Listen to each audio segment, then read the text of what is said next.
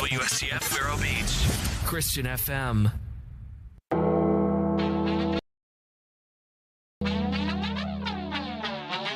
Vero Nation Network and Christian FM Sports presents Countdown to Kickoff. Brought to you by Cap's Pizza and Pub. 3, 2, 1. Get ready for Vero football. Christian FM Sports brings you the insights into the Fighting Indians with Matt Paris, Bobby Paris, Ronnie Self, Gary Paris. Now, the voice of the Fighting Indians, Paul Tipton. Your Fighting Indians are off to a solid start at 3-0 and look to make it 4 straight wins tonight. Hey, Vero Nation. Vero Beach is hosting the Fort Pierce Westwood Panthers for Week 4 of high school football. I'm Paul Tipton, and we're set for another home game here at the Citrus Bowl. Last week, Vero wasted no time in deciding their 3rd win of the season against Port St. Lucie. The offense scored on 8 of 9 possessions. Special teams scored on a punt return, and the defense pitched its 2nd straight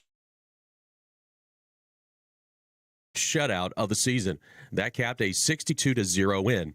Now, Fort Pierce Westwood, the Panthers come in 2-0, got an unexpected bye week with a canceled game in Week 3, so they're fresh and ready to play. But can the Panthers keep pace with the Indians? We will find out soon enough.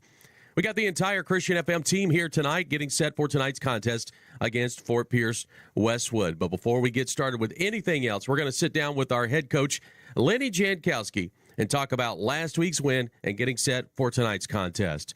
Matt?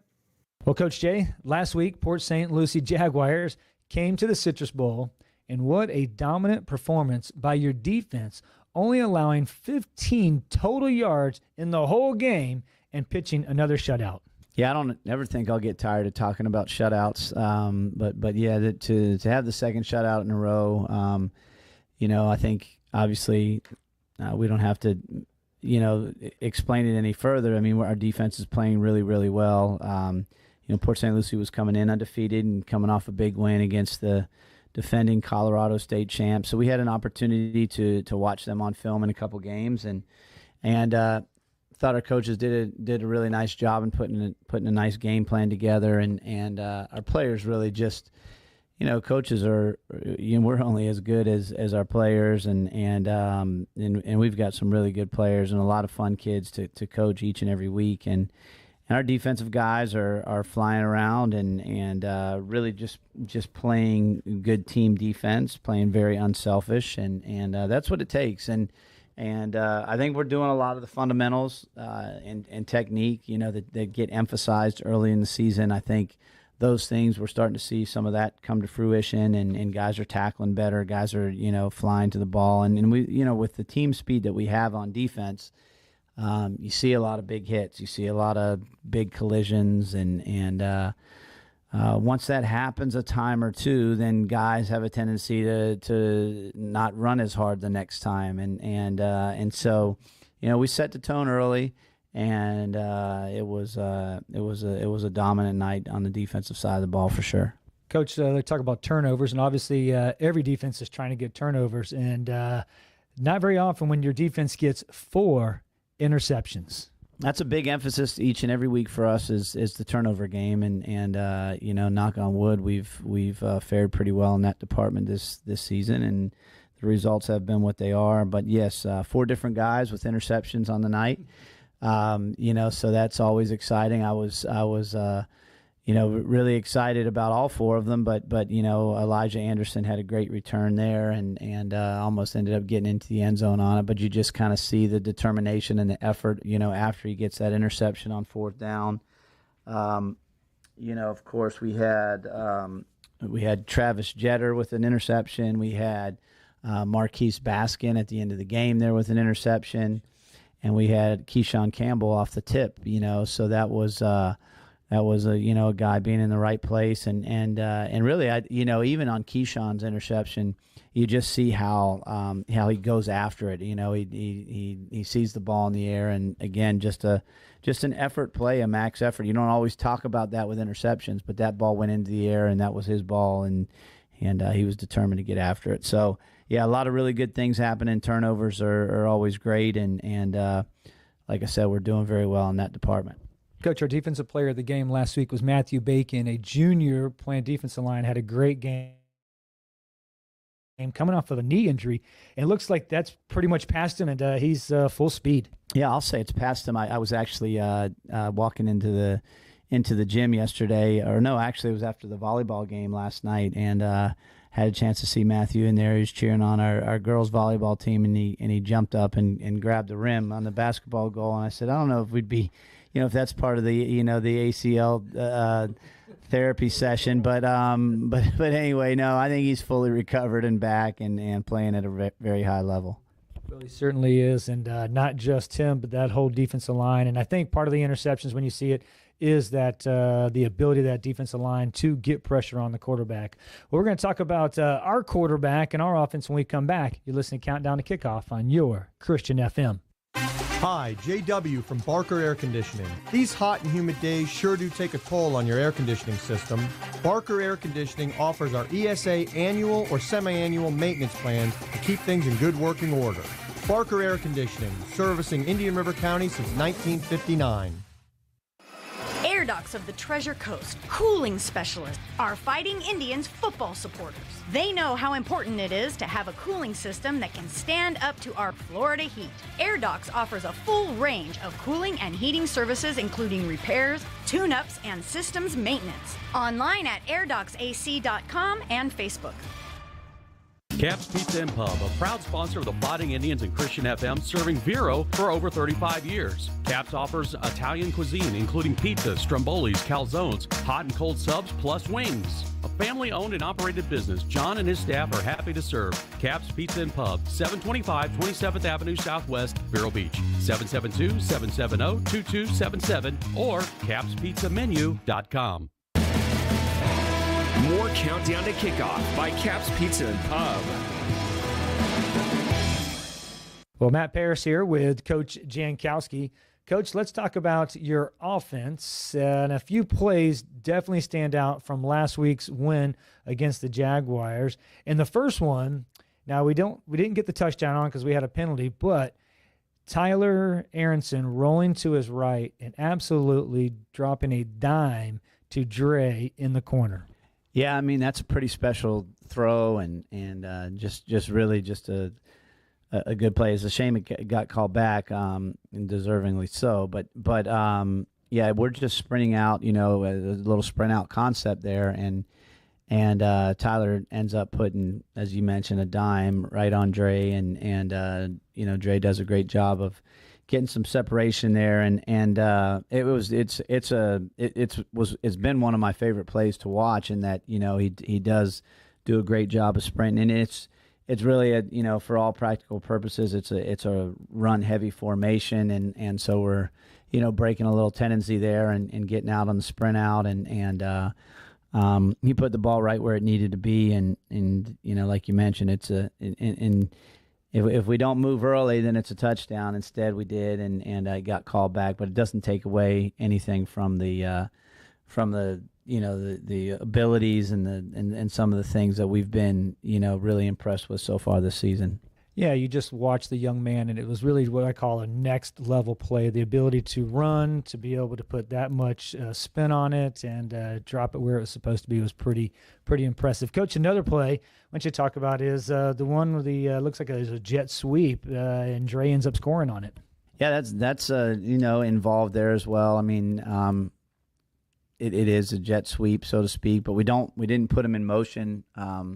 For what some people would call jet motion. He's lined up as the number 3 receiver in a trips formation, and we really just run from a blocking scheme standpoint, it's a counter, and you see our O-line getting out there and creating an alley for Dre to hit, and once he hit it, it was I've seen a couple different angles of that play. One, the obvious from the sideline and up top, and that's as impressive as you need it to be. But then we had something else coming from an end zone angle that I saw on Twitter or one of the social media outlets, and that was an incredible, like I said, it was a team play, and there's a lot of good things happening with the other 10 guys.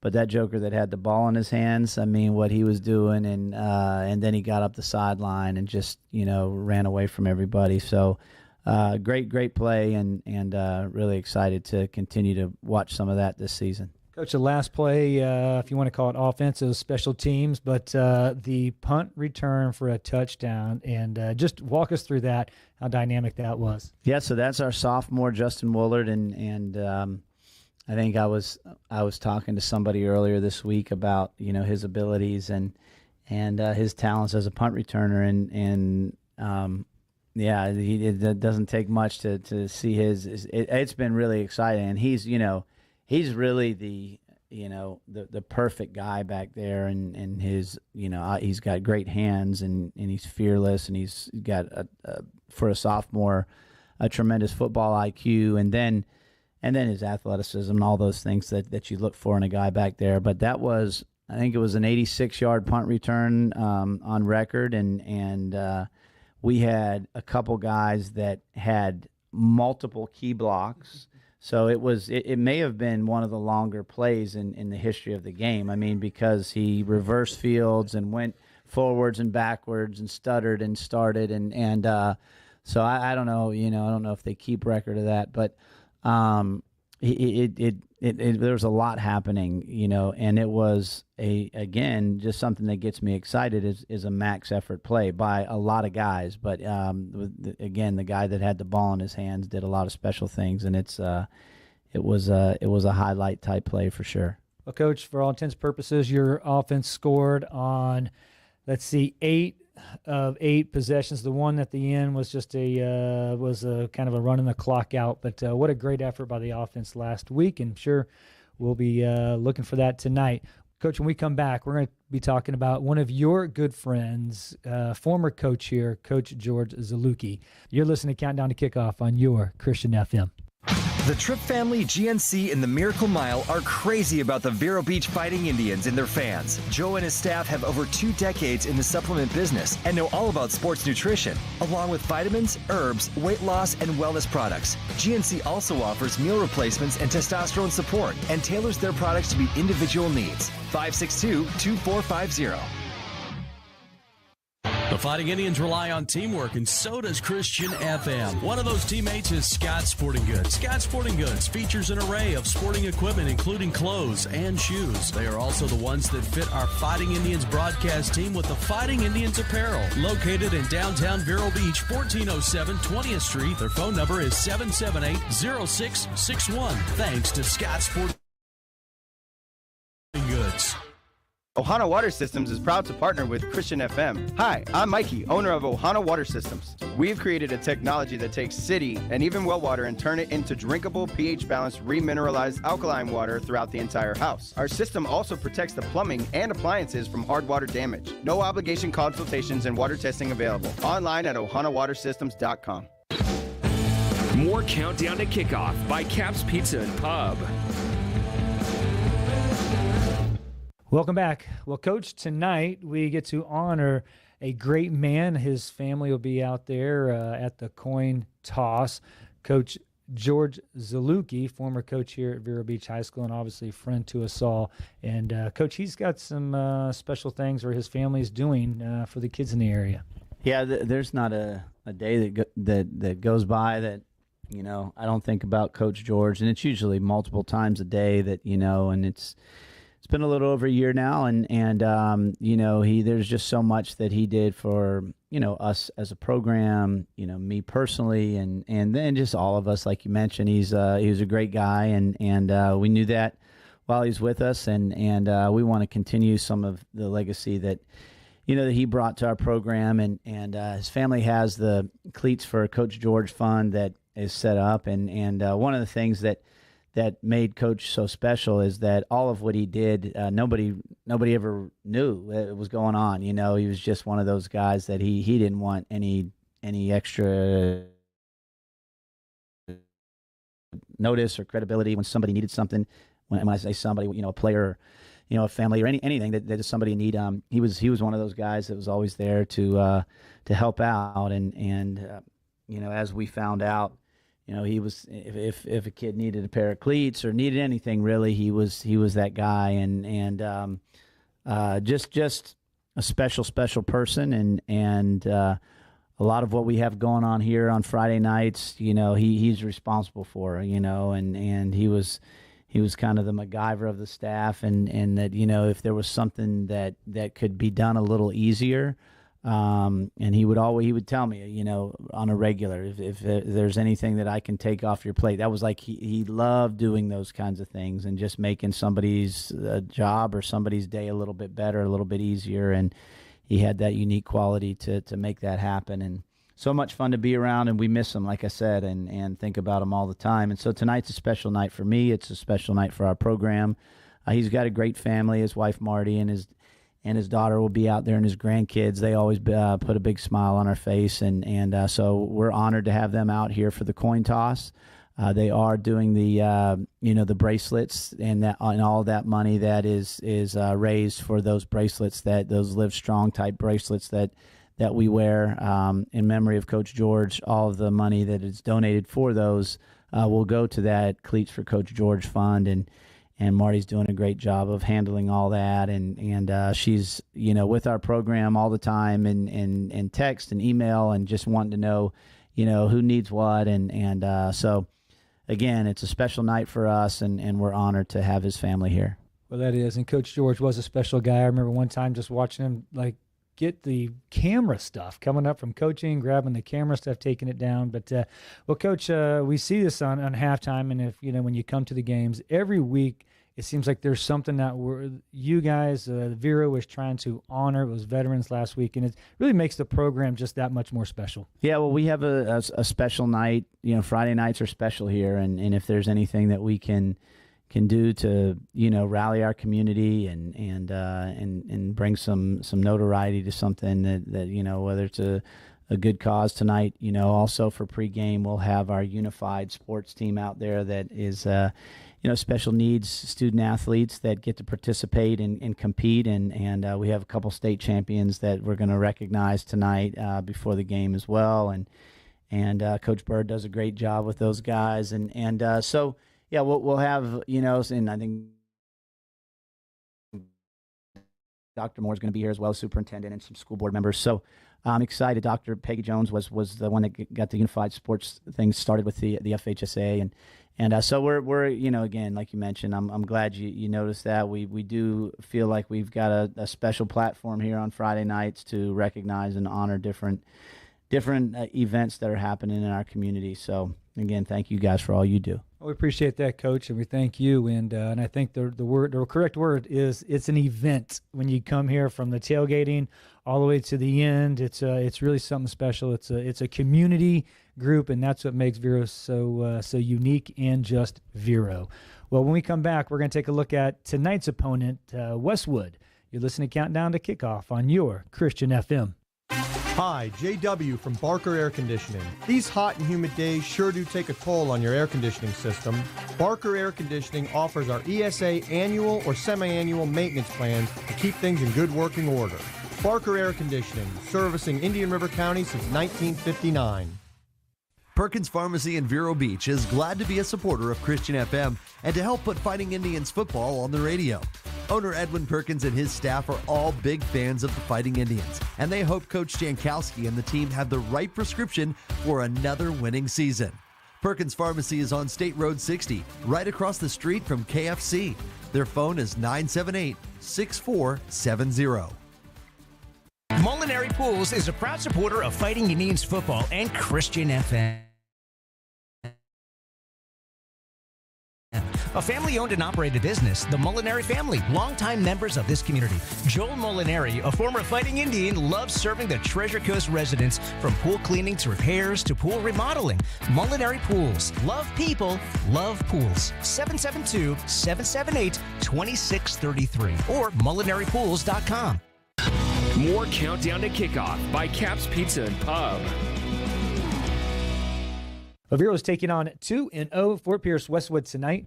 Coach, let's start with their offense. What can we expect to see, and do they have any dudes that we need to be worried about? Yeah, I think Westwood's, famous for, what you're calling a dude. They've got some guys for sure, some athletes, and they got a new coach this year, Coach Chris Coquel, and Coach Coquel's been around at a couple different places, starting down in Palm Beach County, and has done a really nice job everywhere he's been, and I know that he's got their program excited and changing the culture and off to a 2-0 start and doing a really nice job. He was actually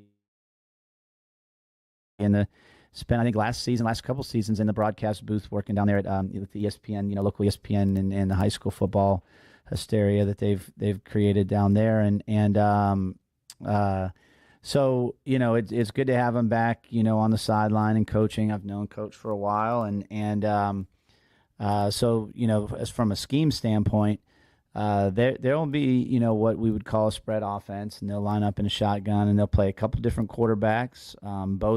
I've been impressed with both of their athleticisms, or the athleticism of both, I should say, I guess. And then the guys that they have throwing the ball to and handing it to are all, again, there's not one that you wouldn't categorize as a good athlete. And then, and they spread it around. So we've got to get lined up. They run different formations, and all the challenges that you have each week, as far from our defensive standpoint, is getting lined up and tackling and making sure, because they'll have game breakers, guys that can go the distance when they get the ball in their hands. So we're going to have to rally the football, have 11 guys with the football, all that kind of stuff.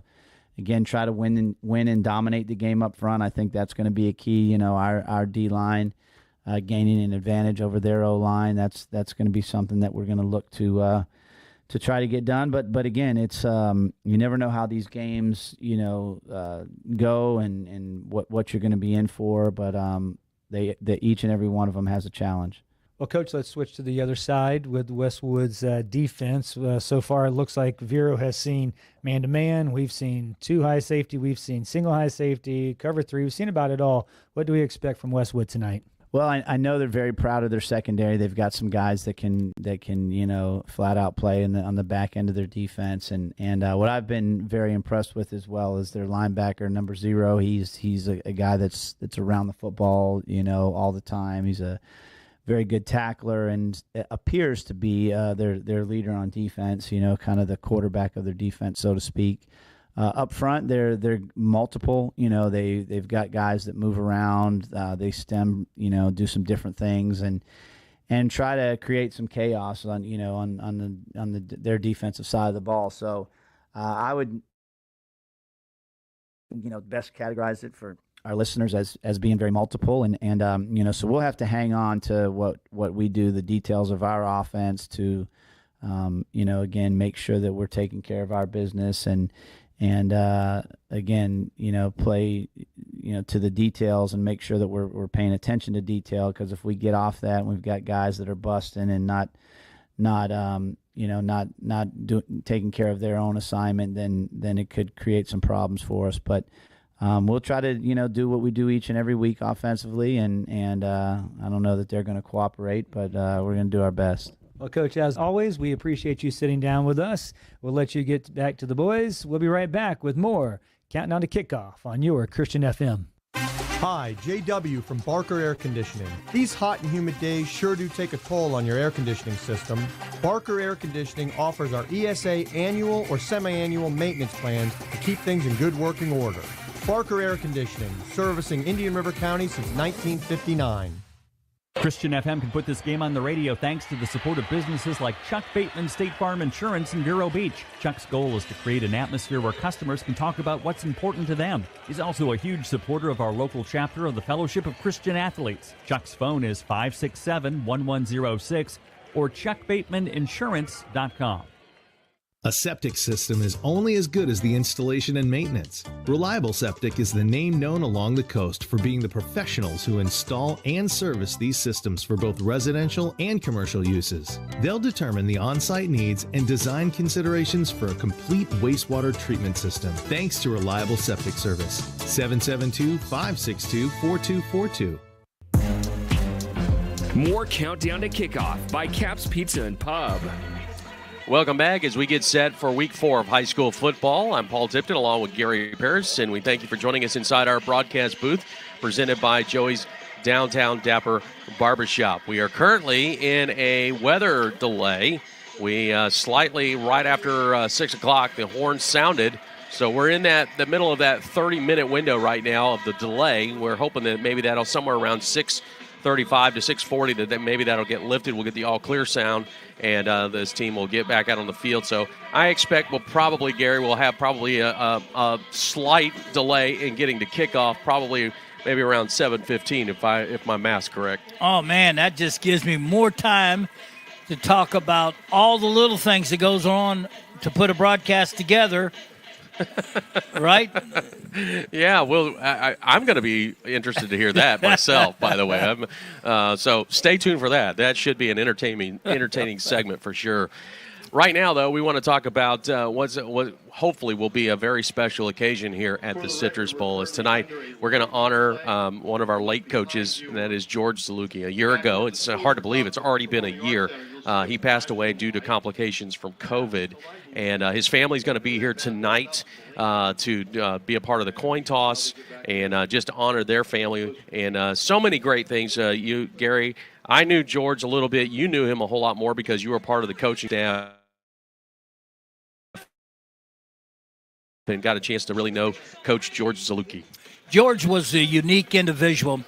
He loved the young people. He loved coaching them. He loved teaching them. He loved getting them involved in every way he possibly could. Without being, wasn't even a teacher. He had his own business. He had a blind business. But he gave that extra mile to these kids. I used to tease him about being A to Z. You start out A, you end in Z. Everything in between gets done. That's the way George was, Paul. Mm-hmm. George wanted to make sure everything was done right. The filming was done right. Anything that's done on the sidelines, whatever had to be done, he wanted to make sure it was done right. And along with that, with his technical skills, his ability to make things happen on the around the locker room, around the field at practice, he still coached running backs. Yep. He was an excellent running back coach. And the kids loved because they had somebody that took the time. He studied the game hard. He knew it, and he passed that on to our running backs, catching the ball, running the ball, cover, protecting the ball, hitting the right hole when they ran in between the linemen there. And it was just fun to watch George coach. And George and I were really good friends, and we've known each other a long, long time. And I dearly miss George. I miss his smile. I miss his enthusiasm. He and I were kind of like the two old birds on the team and the coaching staff, and we always had each other's back, and it was fun. And I know this staff misses George, and these kids that knew George miss him dearly too, Paul. Just an anchor to the team. He was really good. He was a great asset to the team, and as Gary said, all of the things that he would do behind the scenes to make sure that, whether it was Coach Jankowski or any of the other coaches, if he could take something off of their plate to make their job easier or more efficient, that's what he wanted to do. That's just kind of the servant attitude that he had.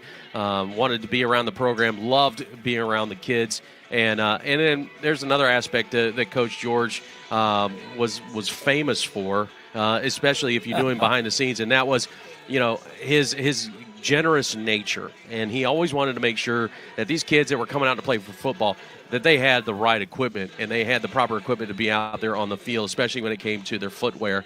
And, in fact, it's so much so that has now become a part of his legacy now. And cleats from Coach George is a fund that you can be a part of and support and help get kids that want to come out and participate in football. Maybe don't have the right kind of shoes. Maybe they're just trying to come out in, street shoes or sneakers or whatever, and they can get a pair of cleats because of Coach George. Or if a kid has an older pair and he doesn't really can't afford it, his parents can't afford it, then Coach George would go out and he would buy them for him. Yeah. He would do that. His family has carried that legacy on. They raised money. They had a George Ziluki bracelet that you've got on. I got one here and one right here. And that people would donate for that, and the money goes toward these kids. Coach Jay could call up the family and say, "Hey, we need a pair of shoes." And they say, "Okay, Coach, what size and where?" And he says, and it just little things like that. And that's how this family is, for us to remember George Ziluki, which we'll never forget, George. I personally will not forget him. I really liked him. He was a good friend. We knew each other way back when George started at Sebastian, when they was a young high school. So it's just like you said, it's hard to believe. I know. And, when I go out to practices, I always enjoyed when Coach George was out there. He'd always put me aside. He'd go, Paul, see this kid right over here? I'm just telling you, you wait. This one's going to be a special one. He's going to do some special things for you. And sure enough, I mean, like another season later, you're talking about some special running backs or special offensive linemen, that was just blocking it like crazy. He always was, trying to help us do our job a little better too. So that was just in his nature. He loved the program. He loved the game of football. A lot of you probably don't even know that, his dad was a coach. And so coaching was kind of in his blood, even though he personally didn't really take on the profession. As Gary said, he had his own private business, but he just enjoyed being around the program. Absolutely. His sister Mary, who has a hair salon here in town, is part of the family that's carrying on this tradition, and it's so neat. My wife gets her hair cut there all the time, and she's always talking to him about, and she's always asking about how's Gary doing, how's all this and that. Mary's always concerned about George's kids, his family being this Vero Beach High School Fighting Indian is his family, and he's looking down, and right now he's smiling big. Well, we're hoping maybe he'll help keep the rain away so that we can get this game in, as we're currently in a weather delay. We're hopefully that delay is going to get the all clear here in another maybe 10 or 15 minutes, and then the teams can get back out on the field, start their warm-ups. So we expect that probably the kickoff will be pushed back probably about a good 10 or maybe 15 minutes. So I would expect if you're still trying to put some things together before kickoff, you got a few extra minutes there for you. We're going to step aside. When we come back, we're going to have a nice little interview with our boys basketball coach, Shane Whitsett. Going to be talking about his upcoming basketball season, and he's also got some special events coming up. We'll be back right after this. The Tripp family, GNC, and the Miracle Mile are crazy about the Vero Beach Fighting Indians and their fans. Joe and his staff have over 2 decades in the supplement business and know all about sports nutrition, along with vitamins, herbs, weight loss, and wellness products. GNC also offers meal replacements and testosterone support and tailors their products to meet individual needs. 562-2450. Christian FM is proud to welcome a new business coming soon to beautiful downtown Vero Beach, Downtown Dipper. Downtown Dipper is a step back in time to an old-school ice cream shop, serving 24 flavors of hand-scooped ice cream, a family-owned and operated ice cream shop. Downtown Dipper, opening soon. Thanks to Downtown Dipper for supporting Christian FM and the Fighting Indians. The mission of the Fighting Indian is excellence, teamwork, and consistency. The same holds true for the McCall Agency, Inc., a local independent agency and broker and 4th-generation resident of Vero Beach. To learn more about their insurance products and risk management, Christian FM supporter Ron McCall can be reached at 772-473-6856, and their site is McCallagencyinc.com. Proudly serving the Treasure Coast since 1956. More Countdown to Kickoff by Cap's Pizza and Pub. Well, welcome back as we continue to count down to kickoff as we get set for tonight's opponent against Fort Pierce Westwood. We're going to change sports here just for a moment. Our head basketball coach for the boys' side, Shane Whitsett, is with us here tonight. Coach, welcome to the program, and good to have you here.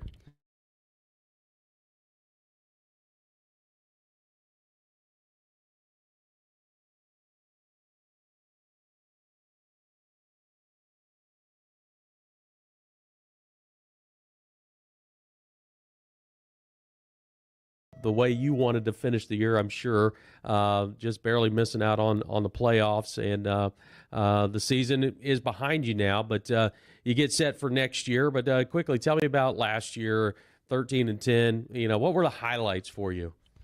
13-10, obviously we missed 4 games due to COVID. We had COVID in our program, so we had 4 of our games got canceled. And that kind of hurt us as far as going to the playoffs because we didn't end up making the district championship game. So not having those 4 extra games kind of hurt our strength of schedule.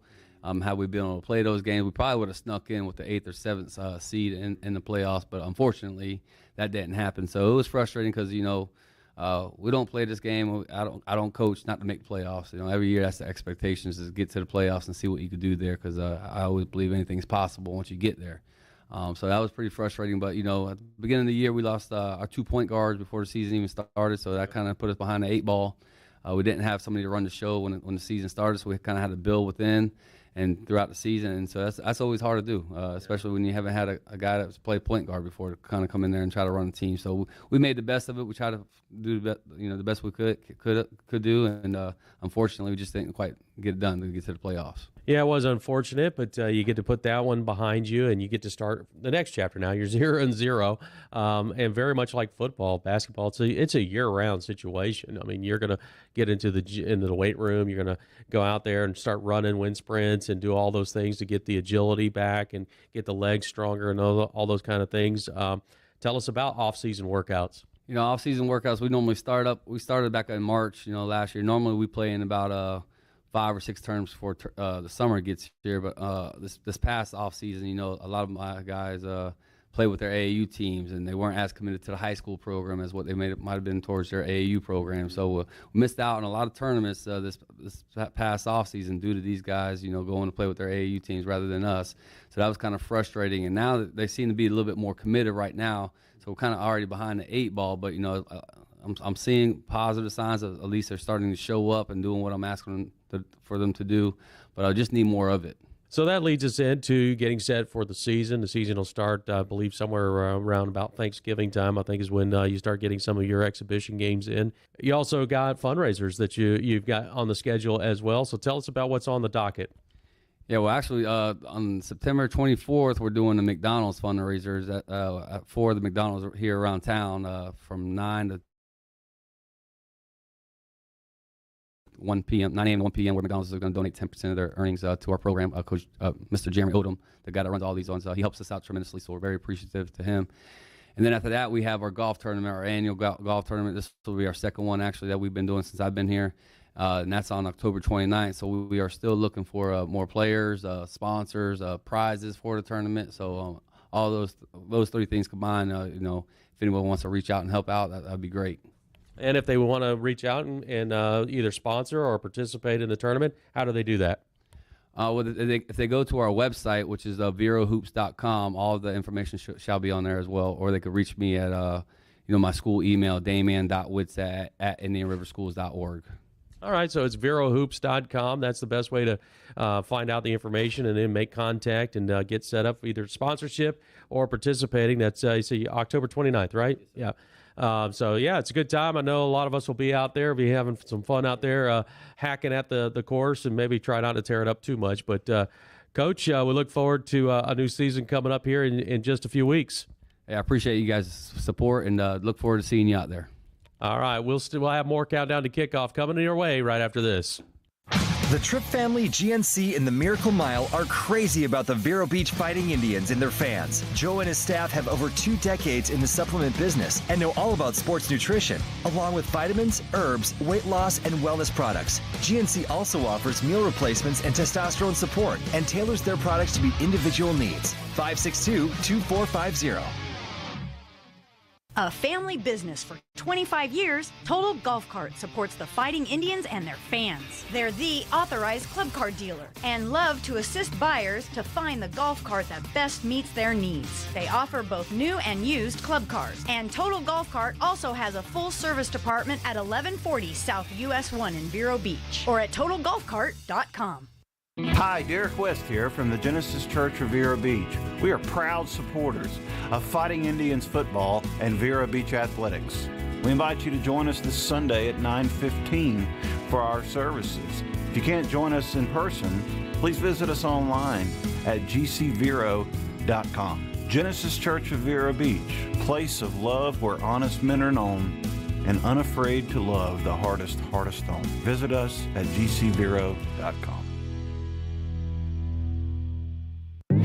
Welcome back to Countdown to Kickoff on the Vero Nation Network.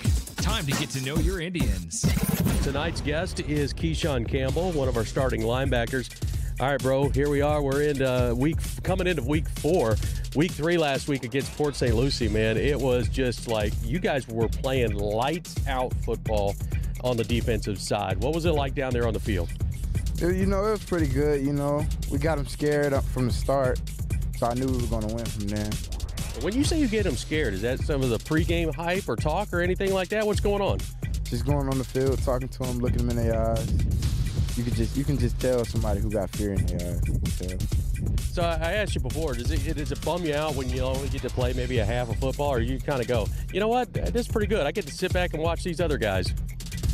Yeah, sometimes I need a little rest because I be out there going 100% every play. So it's like I think I should just take this break and chill out, watch the young guys. This defense is playing some good ball right now. Back-to-back shutouts. You've only given up a total of 6 points for the season so far. So you average it out 2 points a game. That's pretty good. One thing to note, as far back as I can see, Vero has not done consecutive shutouts 3 times in a row in a long time.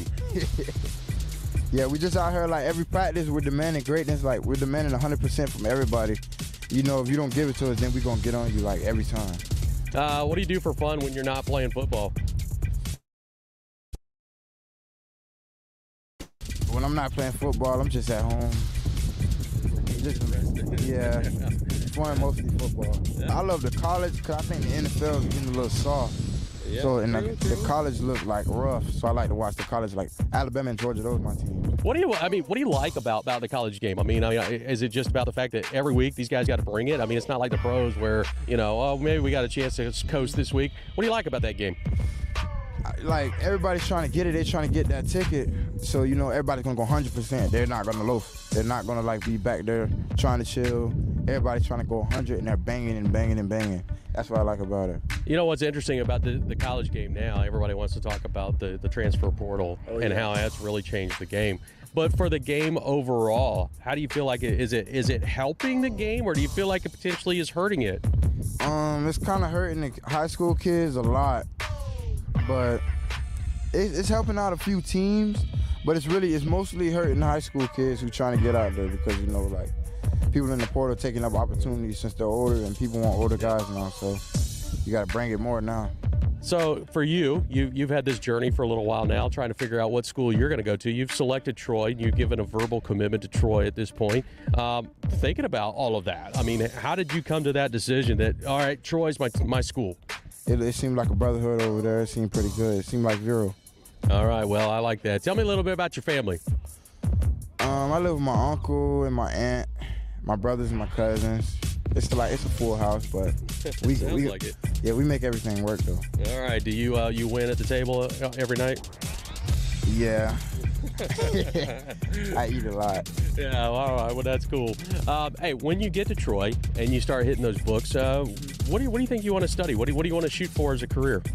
I kind of want to do business because I like cutting hair. So I figure if I do business, I can potentially open my own barbershop, and then I can start on from there. And I'll definitely make some friends and get a little hookup, a few jobs here and there. There you go, KC's Barbershop, man. There you go. That's right. All right, I like it. All right, my man. Well, we got those 3 games in the books now on the regular season. You got your next opponent, Westwood. What do you know about the Panthers? Pretty athletic team, pretty young team, really. But you're going to treat everybody the same way, go 100%, knock off heads. All right, well, we'll be watching in a little while as we get set for this game tonight, and I wish you the best of luck, not only for tonight, but the rest of this season. Yes, sir. All right, there you go, folks. That's Keyshawn Campbell, starting linebacker. We'll be back right after this.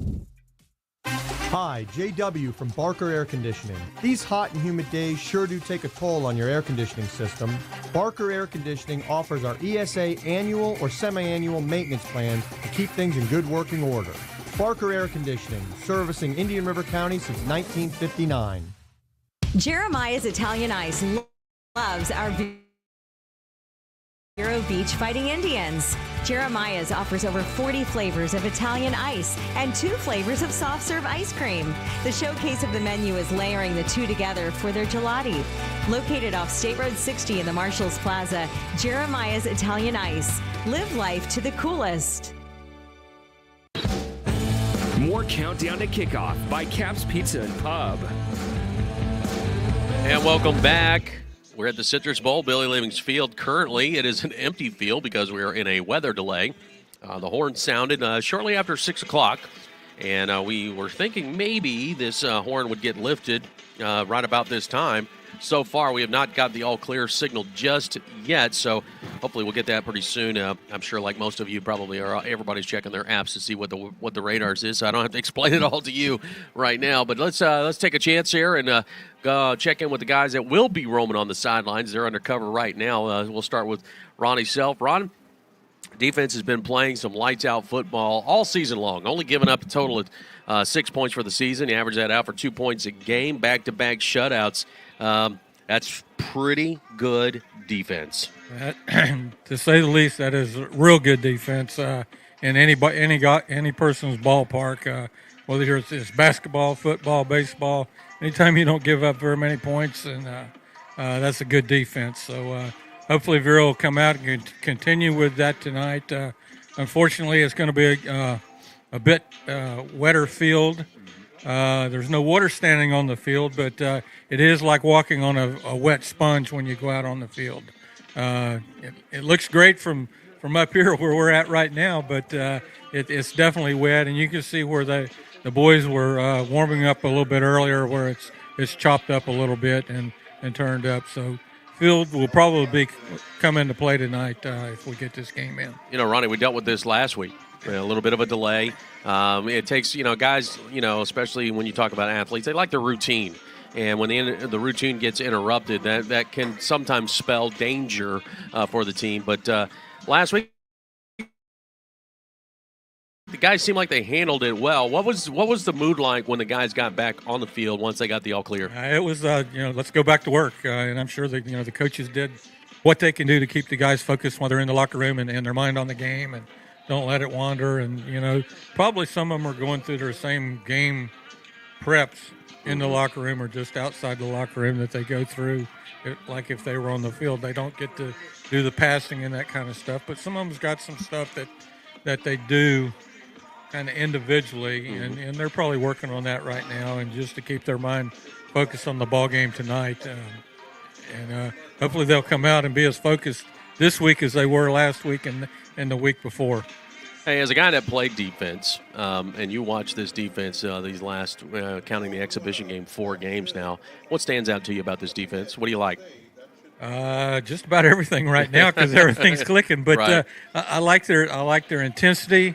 I like their focus. I like that it's not just one guy that stands out. It's a group effort, and the kids are just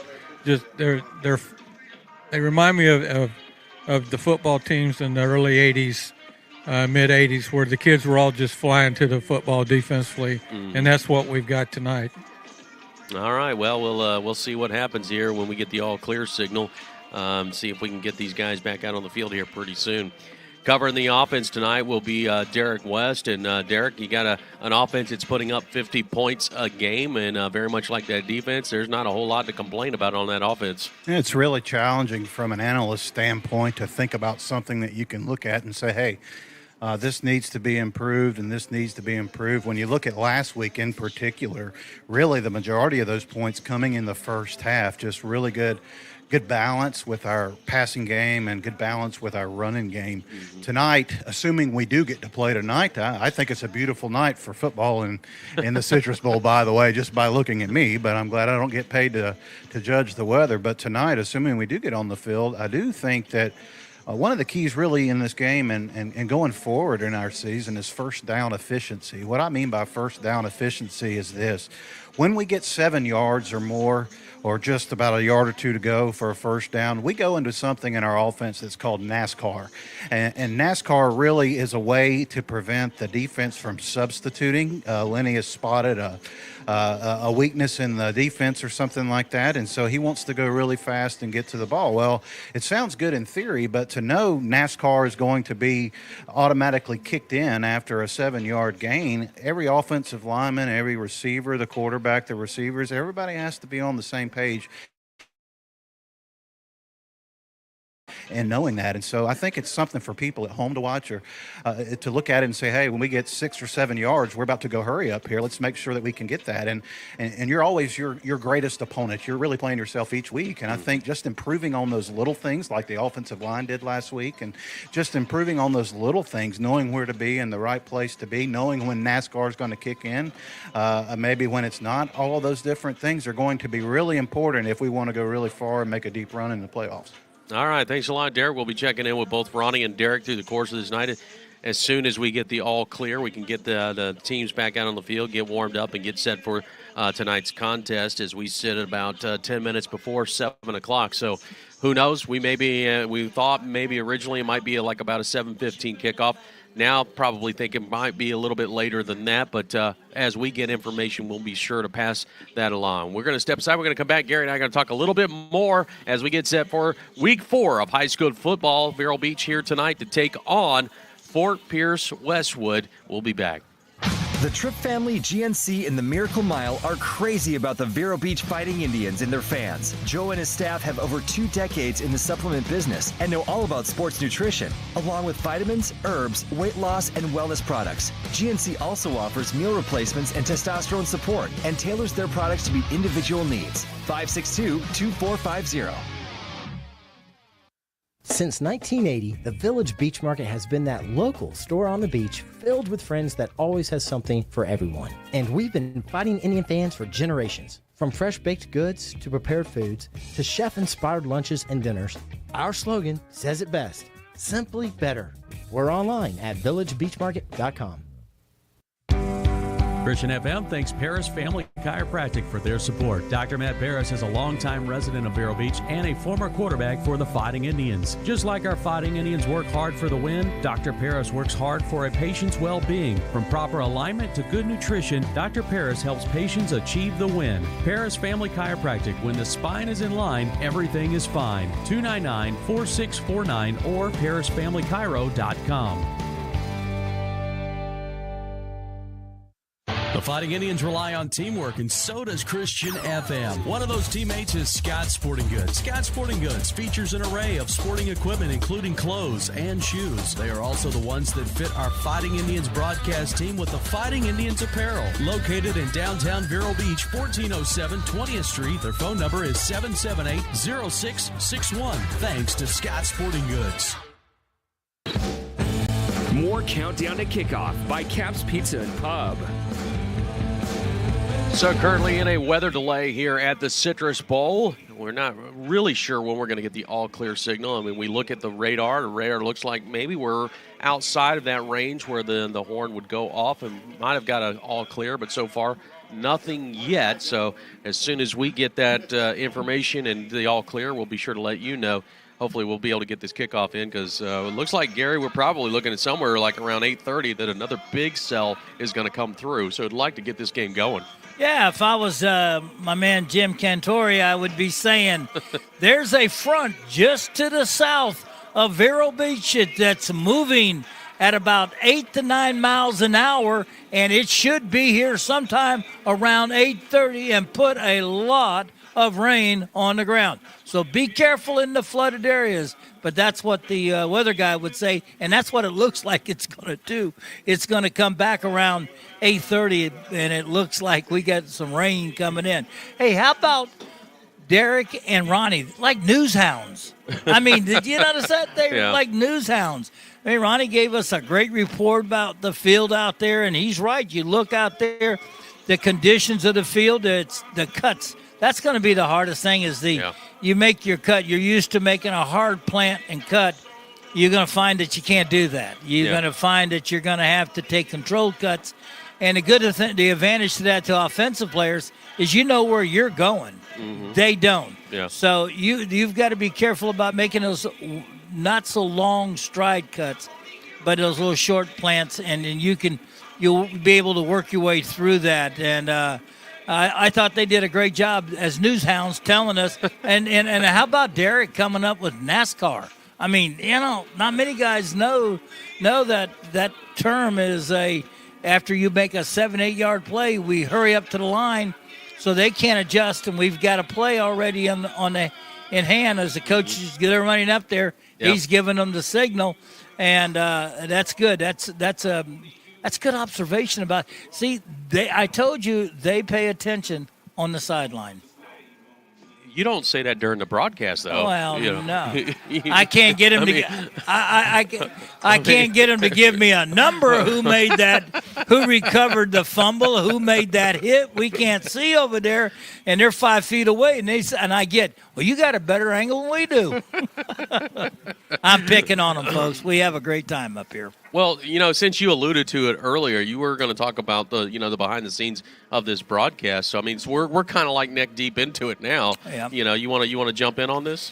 No, I just think that people don't. You have to put in to produce this whole broadcast. excuse me, for both radio and for TV, and to have a staff as big as you do. We have you and I as the play caller, and I'm the analyst, and we got a statistician. We have Kevin in the back. Don Dexter's our statistician, and we got Kevin in the back behind us as our. Kevin is the glue. He keeps it together. He does. He's our man behind us that makes all that sound good. And you got Ronnie and Derek on the sideline. Ronnie watching the defense, Derek watching the offense, and then your TV group. Yeah, you haven't even touched the TV crew I'm yet. going to let you touch that because I don't know all the names.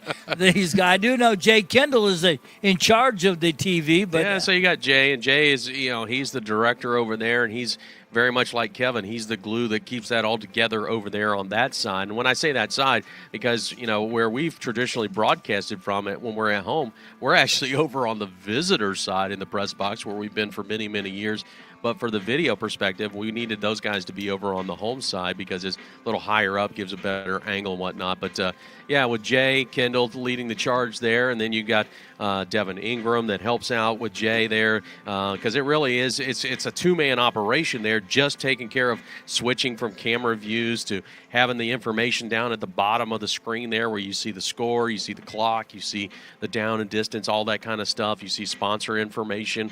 All of that kind of stuff is there. Those two guys do a good job of working as a team there inside. Then you've got our camera guys. You're talking about Kenneth Loans. You're talking about Ian Salvatore that work up on the top of the press box. And then Keegan Ingram, who's been a new addition this year to our team that kind of works in a lot of different areas. Tonight he's helping out with Jay in the booth, but last week he was helping out. We had a new view last week where we were showing some shots from the field view, and Keegan was running that camera all around the field there last week. So we're trying our best to give our viewing audience the best opportunity to see all aspects of the stadium. But nothing beats being here live because it is a great event to be here on Friday night. Can't forget back at the studio. Well, the back of the studio, it becomes tonight. It happens to be my wife who's there running things. The lovely Kelly Tipton. Mm-hmm. That's because my daughter, Jacqueline, who tends to work that, is over in Orlando tonight at an event and probably going to get soaked trying to be at Universal Studios tonight. But, kids, what are you going to do with them? You love them. Yeah. So, it's very much like your family, it's a family affair. My family, it's a family affair. I know. Matt is off this week. He normally is here. And the little girl who didn't want to be here tonight because, he didn't want to get wet. He was afraid of the storm and whatnot. So, And then at our halftime. Your wife, Bobby? Yeah, Bobby. If I don't say Bobby, I'd be in trouble because all the good things that she does with these parents, interviewing these senior moms and the parents. And she has met a lot of great women and over the last few years. I believe this is her 7th year of broadcasting these halftime shows for the Fighting Indians Women's. And women's. Okay. Women's. Yeah, that's an interesting word. All right. Well, women of the Fighting Indians? Yes, there you go. There you go. Yeah. All right. That makes it plural. That makes it plural. Yes, okay. All right, let's talk a little football now. Can we? Yeah, we can do that. It's a little more comfortable talking about football. Yeah. One of the things I want to go back to what you were talking about with the offense and doing the up tempo, which is when Lenny Jankowski first came here, it wasn't just about the fact that it was spreading it out and throwing the ball around. Tempo was a big part of that offense in the first couple of years. Then we saw things kind of slow down a little bit. He was using more of the play clock and whatnot. This year, he's at certain moments of the game, he brings the tempo back, and it really depends on the down and situation.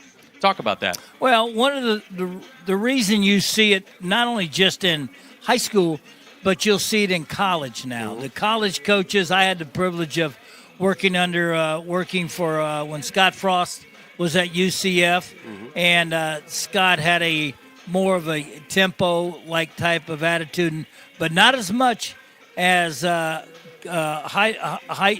did at UCF. Josh Heupel. Yeah. Jeff Heupel and Josh Heupel. Josh really did tempo. I'm going to tell you right now, Coach Hype would get up there and he would run 6-7 plays, boom, boom, boom, boom, boom, like that. Yeah. You couldn't get the defense. Then all of a sudden, you saw guys starting to fall out. They do it on purpose. It was by design to slow it down. Well, Coach Jay and his tempo is basically, we get a big play, we're going to come right back and do everybody runs to the line of scrimmage. Every receiver goes back to the immediate last formation they were in. Coach has got another play in mind. Almost. He's almost thinking every play is going to be a 7-8 yard play, and what play am I going to follow up with it? I mean, he's got a sheet that's got all kinds of colors on it and all kinds of play calling on it. He immediately will call that play, and the guys run it. If they get 7 more yards on that play, he runs it up there again and to try to take advantage. What it does, it keeps you from allowing to make any adjustments on your defense. Yep. You can't even adjust if you just picked up an 8-yard play or a 20-yard pass. You run up there to the thing. It's hard to make an adjustment on a secondary or a linebacker adjustment because you're right back in it and you're ready to go again with the play. It's try to catch you off balance, try to set the tempo where you can dictate what you. So the season, the exhibition game, and then I think the season opener, we saw a number of penalties, and you and I really talked extensively about the penalties, and even Coach Jankowski talked about it on his show with the Coach's Corner on Tuesday nights. And one of the things that I found interesting, Coach talked to the offensive line because there was a number of penalties that related to the offensive line. So he called him in, and he goes, hey, look, all right, this is what I want to do, but if it's not going to work for you guys, then we got to make a change. And he said, so I'm going to give you the option. We can either slow things down and not try to go so much hurry up tempo, or you guys can work things out and figure out how to work this up tempo. And you know what? I was really proud of the guys because their response was they didn't take the easy way out. They said, no, we want to work it out. And they started doing extra wind sprints and everything to get their conditioning better so they could run this tempo. Well, they know that's what Coach would like to do, and they want to listen. They want to contribute to their part. This has the potential to be one of the best lines Vero Beach has had in a long, long time. These young men they're more athletic, they're strong, they've got some speed on them, and they just need to learn this system. There's a couple young guys in there that are trying to work their way into this system and trying to make it happen for the quarterback and the running plays that you want to run. And Coach Jay sees that. He knows that he has two great offensive line coaches, and Coach Willis and Coach DeLuke are their line coach, and they work that line, and they know what they meet as a coaching staff. Let me tell you, people think that, they have a win a big game on Friday night and they don't meet again till Monday. That's not true. The staff meets on Saturday morning, and the staff will meet again on Sunday afternoon. And they start working on the next week's game plan, viewing film. No matter wherever they go, they start looking at film. They look at their film on Friday night after the game or in Saturday morning after they come in and get conditioning to the guys. They look at it. They don't give the kids a chance. They won't talk to the kids until Monday about it. And then they put together. It's a lot of hours these coaches put in and a lot of dedication. And you got to look at Coach Jankowski's staff over the years. These guys have been with him a long time. Yeah. I mean, you got the Mark Harrises that have been with him a long time. Pete DeLuke, Kendrick Willis have been there a long time with him. And Brian Rahal is that defensive back coach. Been there a long time with Coach Jay. And I'll tell you, that's the thing you look for. You look for the consistency with the coaching staff, and you look for your assistant coach, JV coaches. Like we got a former Fighting Indian player, Lance Roach, is our head JV coach, and I have the privilege of I wanted to work with him. I really enjoy working with Lance. I helped coach him when he was a tight end at Vero Beach High School, and so I know him personally. You and I called many a basketball game when Lance was out on the court, and so it's fun to see this young man come back and become a head JV coach, and it's fun for me. I've enjoyed working with the kids. We got a lot of kids out there. The problem is we didn't get a lot of coaches coming back, and on the JV and freshman side, we got 80 some odd. This is a compliment to Lenny's program. You've got 80 kids on the freshmen and sophomores that are on which we have a combined team. Now, you try dressing 80 kids out. Wow. And you're beating a team pretty good, and all of a sudden you got, coach, put me in. I mean, they wear you out, trying to get everybody in, and then you're going, well, who hasn't played? You know what I mean? And but that's a compliment to Lenny Jankowski, Paul. Kids coming out to play, they want to play. This is WSCF Vero Beach, your home for Fighting Indians football. I'm Paul Tipton along with Gary Parrish, and all of the Christian FM sports team is here tonight. We're at the Citrus Bowl waiting for the lightning indicator to give us the all-clear signal. It went off about an hour ago, a little more than an hour ago now. We have not gotten the all-clear signal yet. We're hoping that that's going to come soon. If it does come within the next few minutes, we expect probably about a good 20-minute warm-up period here for the Fighting Indians and the Westwood Panthers to get ready for this ball game. We're hoping that that's going to happen here pretty soon, because looking at the radar, somewhere between 8:30 maybe towards 9 o'clock, they were expecting another major cell to come through this area here, and who knows if that means we're going to be able to get this game completed or not. So love for that to happen. We're going to step aside. Gary and I will come back and chat a little bit more as we try to get set for tonight's contest between the Westwood Panthers and your own Vero Beach Fighting Indians. We'll be back right after this. Hi, JW from Barker Air Conditioning. These hot and humid days sure do take a toll on your air conditioning system. Barker Air Conditioning offers our ESA annual or semi-annual maintenance plans to keep things in good working order. Barker Air Conditioning, servicing Indian River County since 1959. Christian FM thanks Paris Family Chiropractic for their support. Dr. Matt Paris is a longtime resident of Vero Beach and a former quarterback for the Fighting Indians. Just like our Fighting Indians work hard for the win, Dr. Paris works hard for a patient's well-being. From proper alignment to good nutrition, Dr. Paris helps patients achieve the win. Paris Family Chiropractic. When the spine is in line, everything is fine. 299-4649 or parisfamilychiro.com. Thanks to Roy Bell Grading Services for sponsoring Fighting Indians football and the Fighting Indians post-game show. Roy Bell Grading Services is locally owned and operated, providing services to this area for over 37 years. Roy Bell Grading Services offers services such as land clearing, grading, laser grading, and complete site work. Hi, my name is Chase Bell. My family and I support Fighting Indians football and Christian FM. Go Indians! No job too small or too big. Roy Bell Grading Services. We roll the earth. 772-473-4559.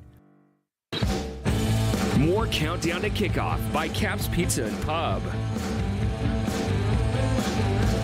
Well, we're back here at the Citrus Bowl, and during that break, we just saw a nice little flash of light out of the sky, and I guess I don't know if nice is the right word, but we did see a flash of light, so that's not a good sign of things. We're going to try to see if we can find out some information here. Ronnie's going to head down and see if he can get some information for us. The good thing, it was behind us. The lightning came from behind us, and that is moving northeast away from us. The good thing is we're undercover. Yeah, that's the good that's thing. the good thing. That's the good thing. We sent Ronnie out there he said, "Okay, I'll do it for us. I'll take one for the team." Becky, that was Gary's idea, by the way, in case you want to know. But let's continue to talk. I mean, Gary, we talked a little bit about this last Tuesday on Coach's Corner at Cap's Pizza that we do every Tuesday night, by the way. In fact, if you want to make your way out to Cap's Pizza on Tuesday night at 6 p.m., we'd love to have you out there and join us be a part of the show as a live audience. And, we haven't gotten to the place where we're really taking questions, but you never know. If somebody has a question, we would love to throw that out there. One of the things that we threw out at Coach Jay was, okay, you've played 4 games now, exhibition game, 3 regular season games, and it doesn't seem like the competition level is all that high based off of what you're seeing with the scores and whatnot. And, the question becomes, why doesn't Vero try to schedule a tougher opponents on their schedule? And Coach Jay, obviously, Gary had some interesting comments in regards to that. It's not easy to put a schedule together. And he did have some teams that he was trying to get on the schedule, but just couldn't work it out. Yeah, I mean, you what you do is you start early in the fall, spring, and then you lay out hey, I've got these open dates. Anybody interested in wanting to play us? Please contact me, or we're available. You put every school does that throughout the year, and especially in the spring, you try to finalize everything by sometime in the by June or by July at least, have a date filled up, and so you get schools saying, hey, look, I'll play you, but we want you to come to our place. Mm-hmm. Well, Vero likes to have the games at home, and we have traveled. We've been to Venice, we've been to Virginia Beach, Virginia, and played the best team. We will go and play the best teams. We went to North Marion last year to play a game.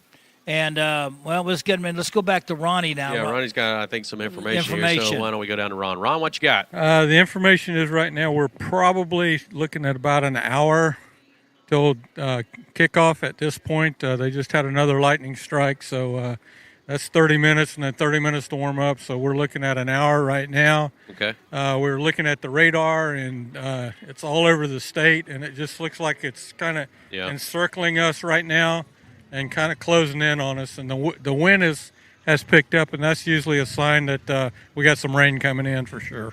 Okay. All right. Thanks, Ron. So, all right. So we're looking at somewhere around about 8:12, 8:15 getting this game underway if things hold at the moment. Yeah, and that's the big if. I mean, there are storms working its way, and they dissipate sooner or later as soon as they get, like you get to 95 a lot of times, and they'll dissipate right there at the 95 road mark there, or just to the east of that.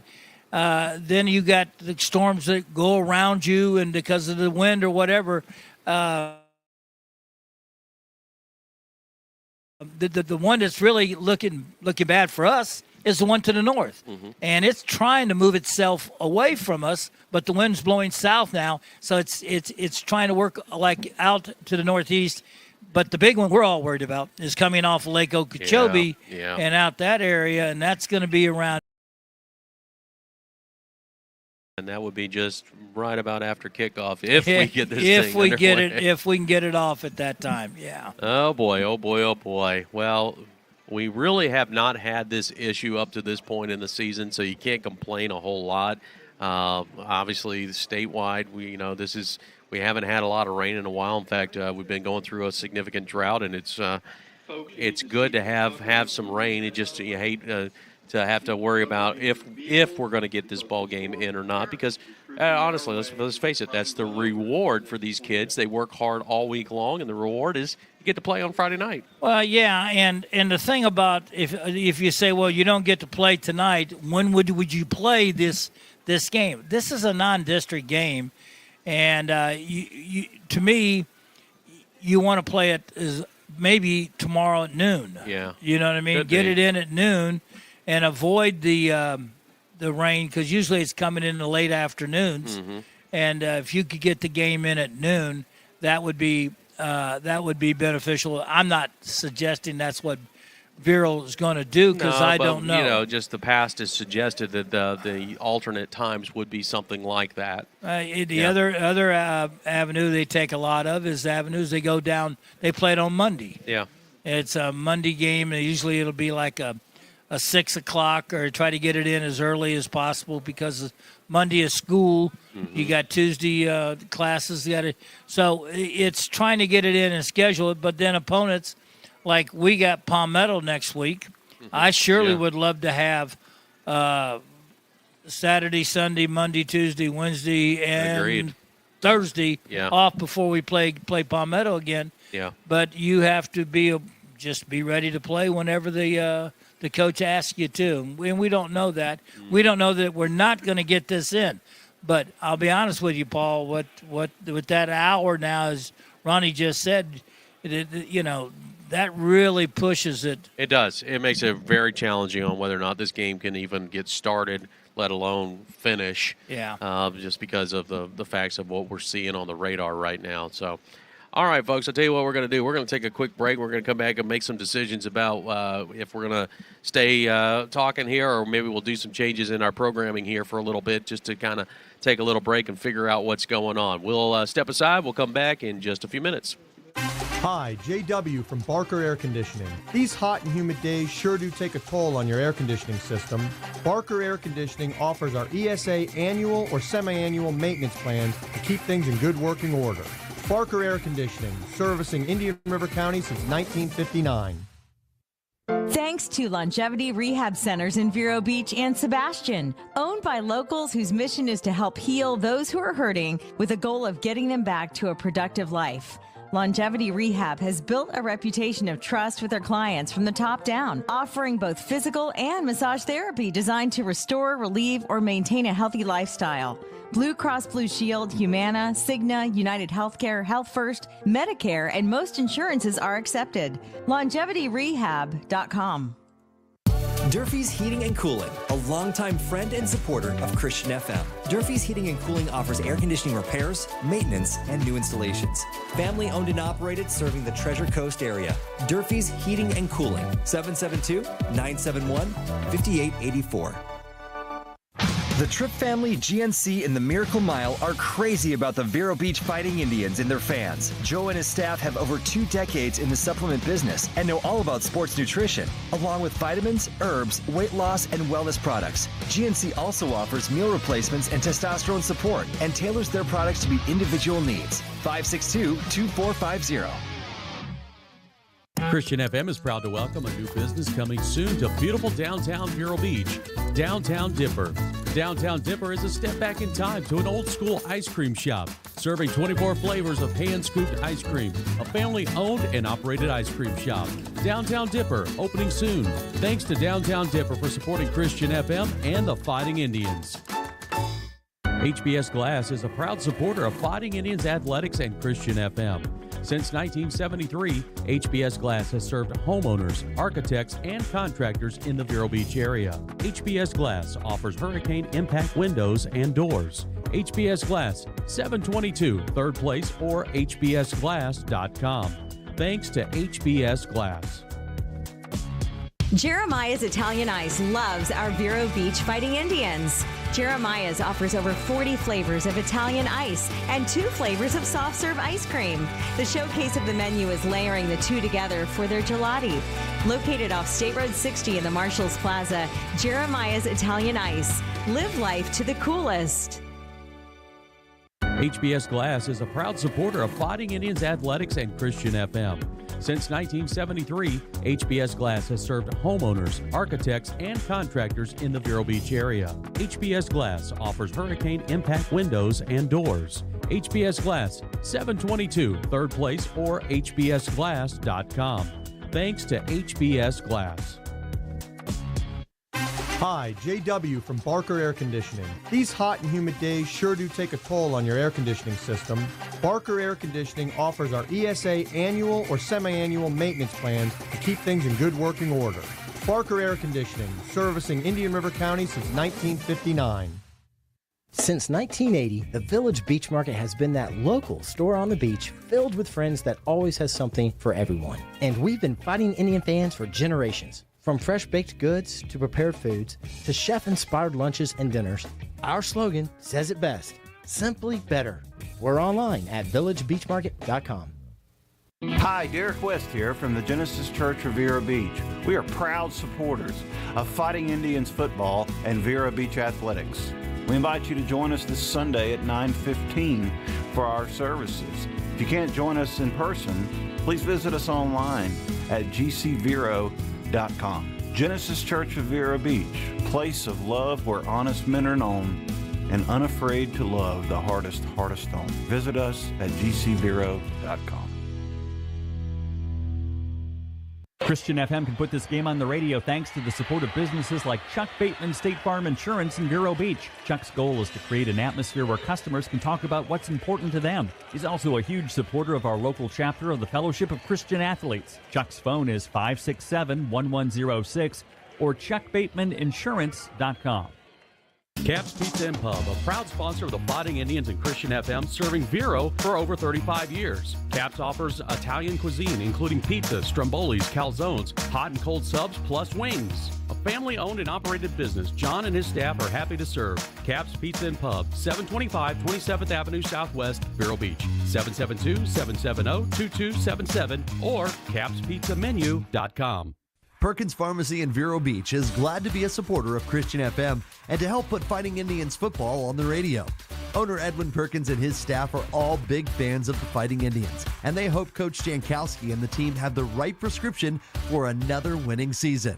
Perkins Pharmacy is on State Road 60, right across the street from KFC. Their phone is 978-6470. Thanks to Roy Bell Grading Services for sponsoring Fighting Indians football and the Fighting Indians post-game show. Roy Bell Grading Services is locally owned and operated, providing services to this area for over 37 years. Roy Bell Grading Services offers services such as land clearing, grading, laser grading, and complete site work. Hi, my name is Chase Bell. My family and I support Fighting Indians football and Christian FM. Go Indians! No job too small or too big. Roy Bell Grading Services. We roll the earth. 772-473-4559. The Tripp family, GNC, and the Miracle Mile are crazy about the Vero Beach Fighting Indians and their fans. Joe and his staff have over 2 decades in the supplement business and know all about sports nutrition, along with vitamins, herbs, weight loss, and wellness products. GNC also offers meal replacements and testosterone support and tailors their products to meet individual needs. 562-2450. Air Docs of the Treasure Coast, cooling specialists, are Fighting Indians football supporters.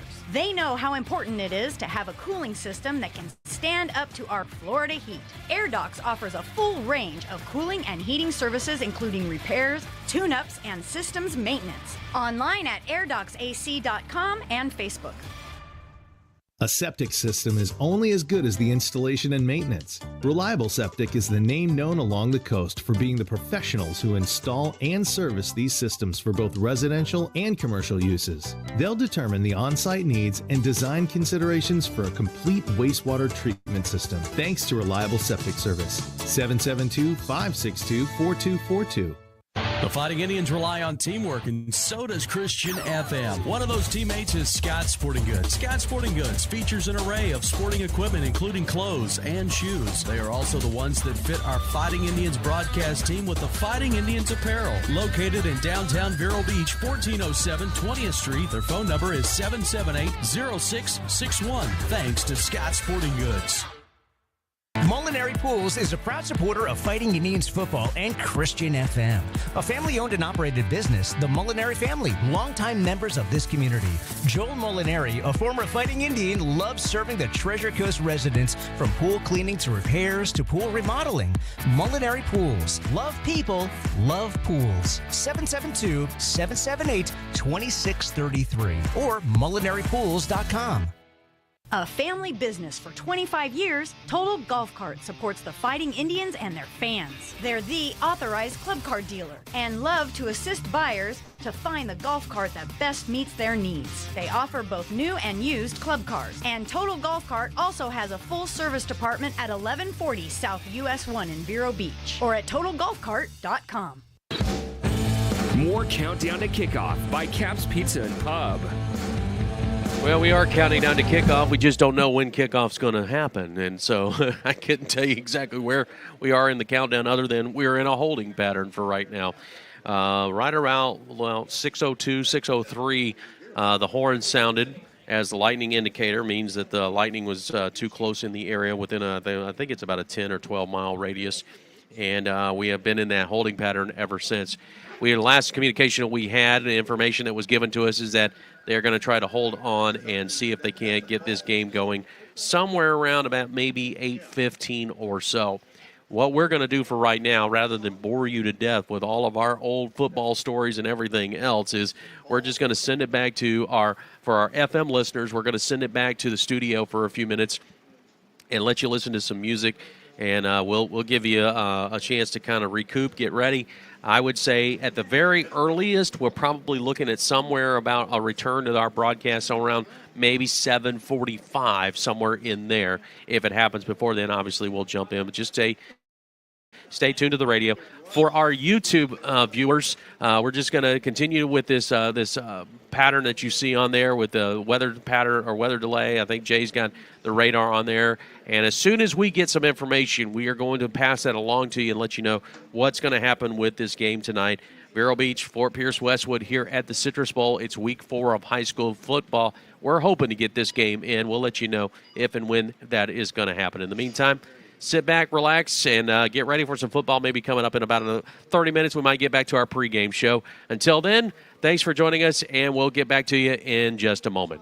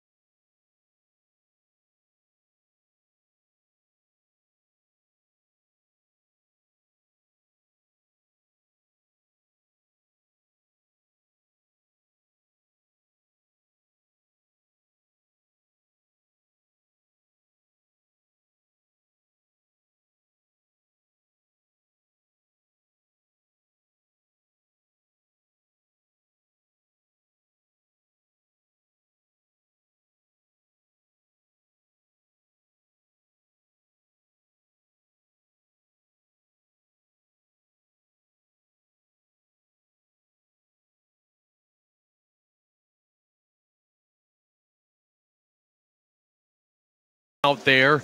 But guess what? It looks like we're going to get this game in, which is good news. The teams, we got the all-clear signal just a little while ago, and the teams are out on the field. They're going to do their warm-up. Looks like it'll probably be about a 10-minute warm-up. And so then we'll get this kickoff underway. Fort Pierce Westwood here tonight at the Citrus Bowl to take on the Fighting Indians. Panthers coming in here 2-0 to take on the Indians, who are at 3-0. The Panthers last week were supposed to play, but they got rained out on their game last week and ended up canceling that game. It was against Blanche Ely. And so that's why they're only 2-0 coming into this ball game.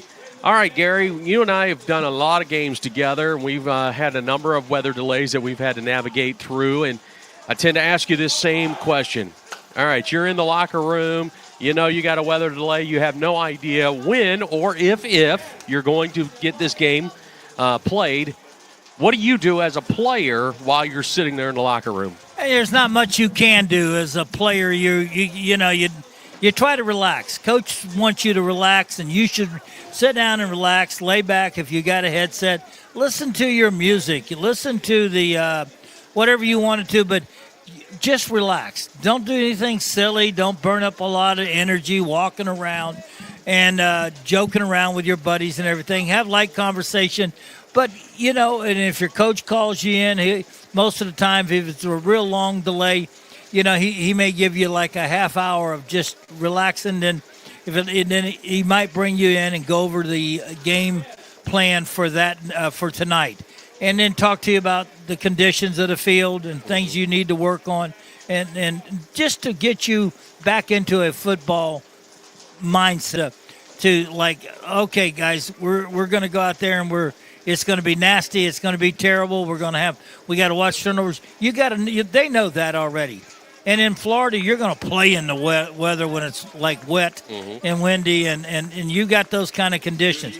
It's the best team that makes the least amount of mistakes and adjusts better to the weather is usually going to win. Has a chance to win this ball game.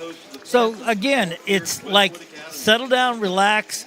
They probably have been sitting, laying in lay down and put themselves right next to their locker and, kind of relax and are set or talk to a group of linemen, get together and, maybe just chat about something that happened in school or whatever it may be.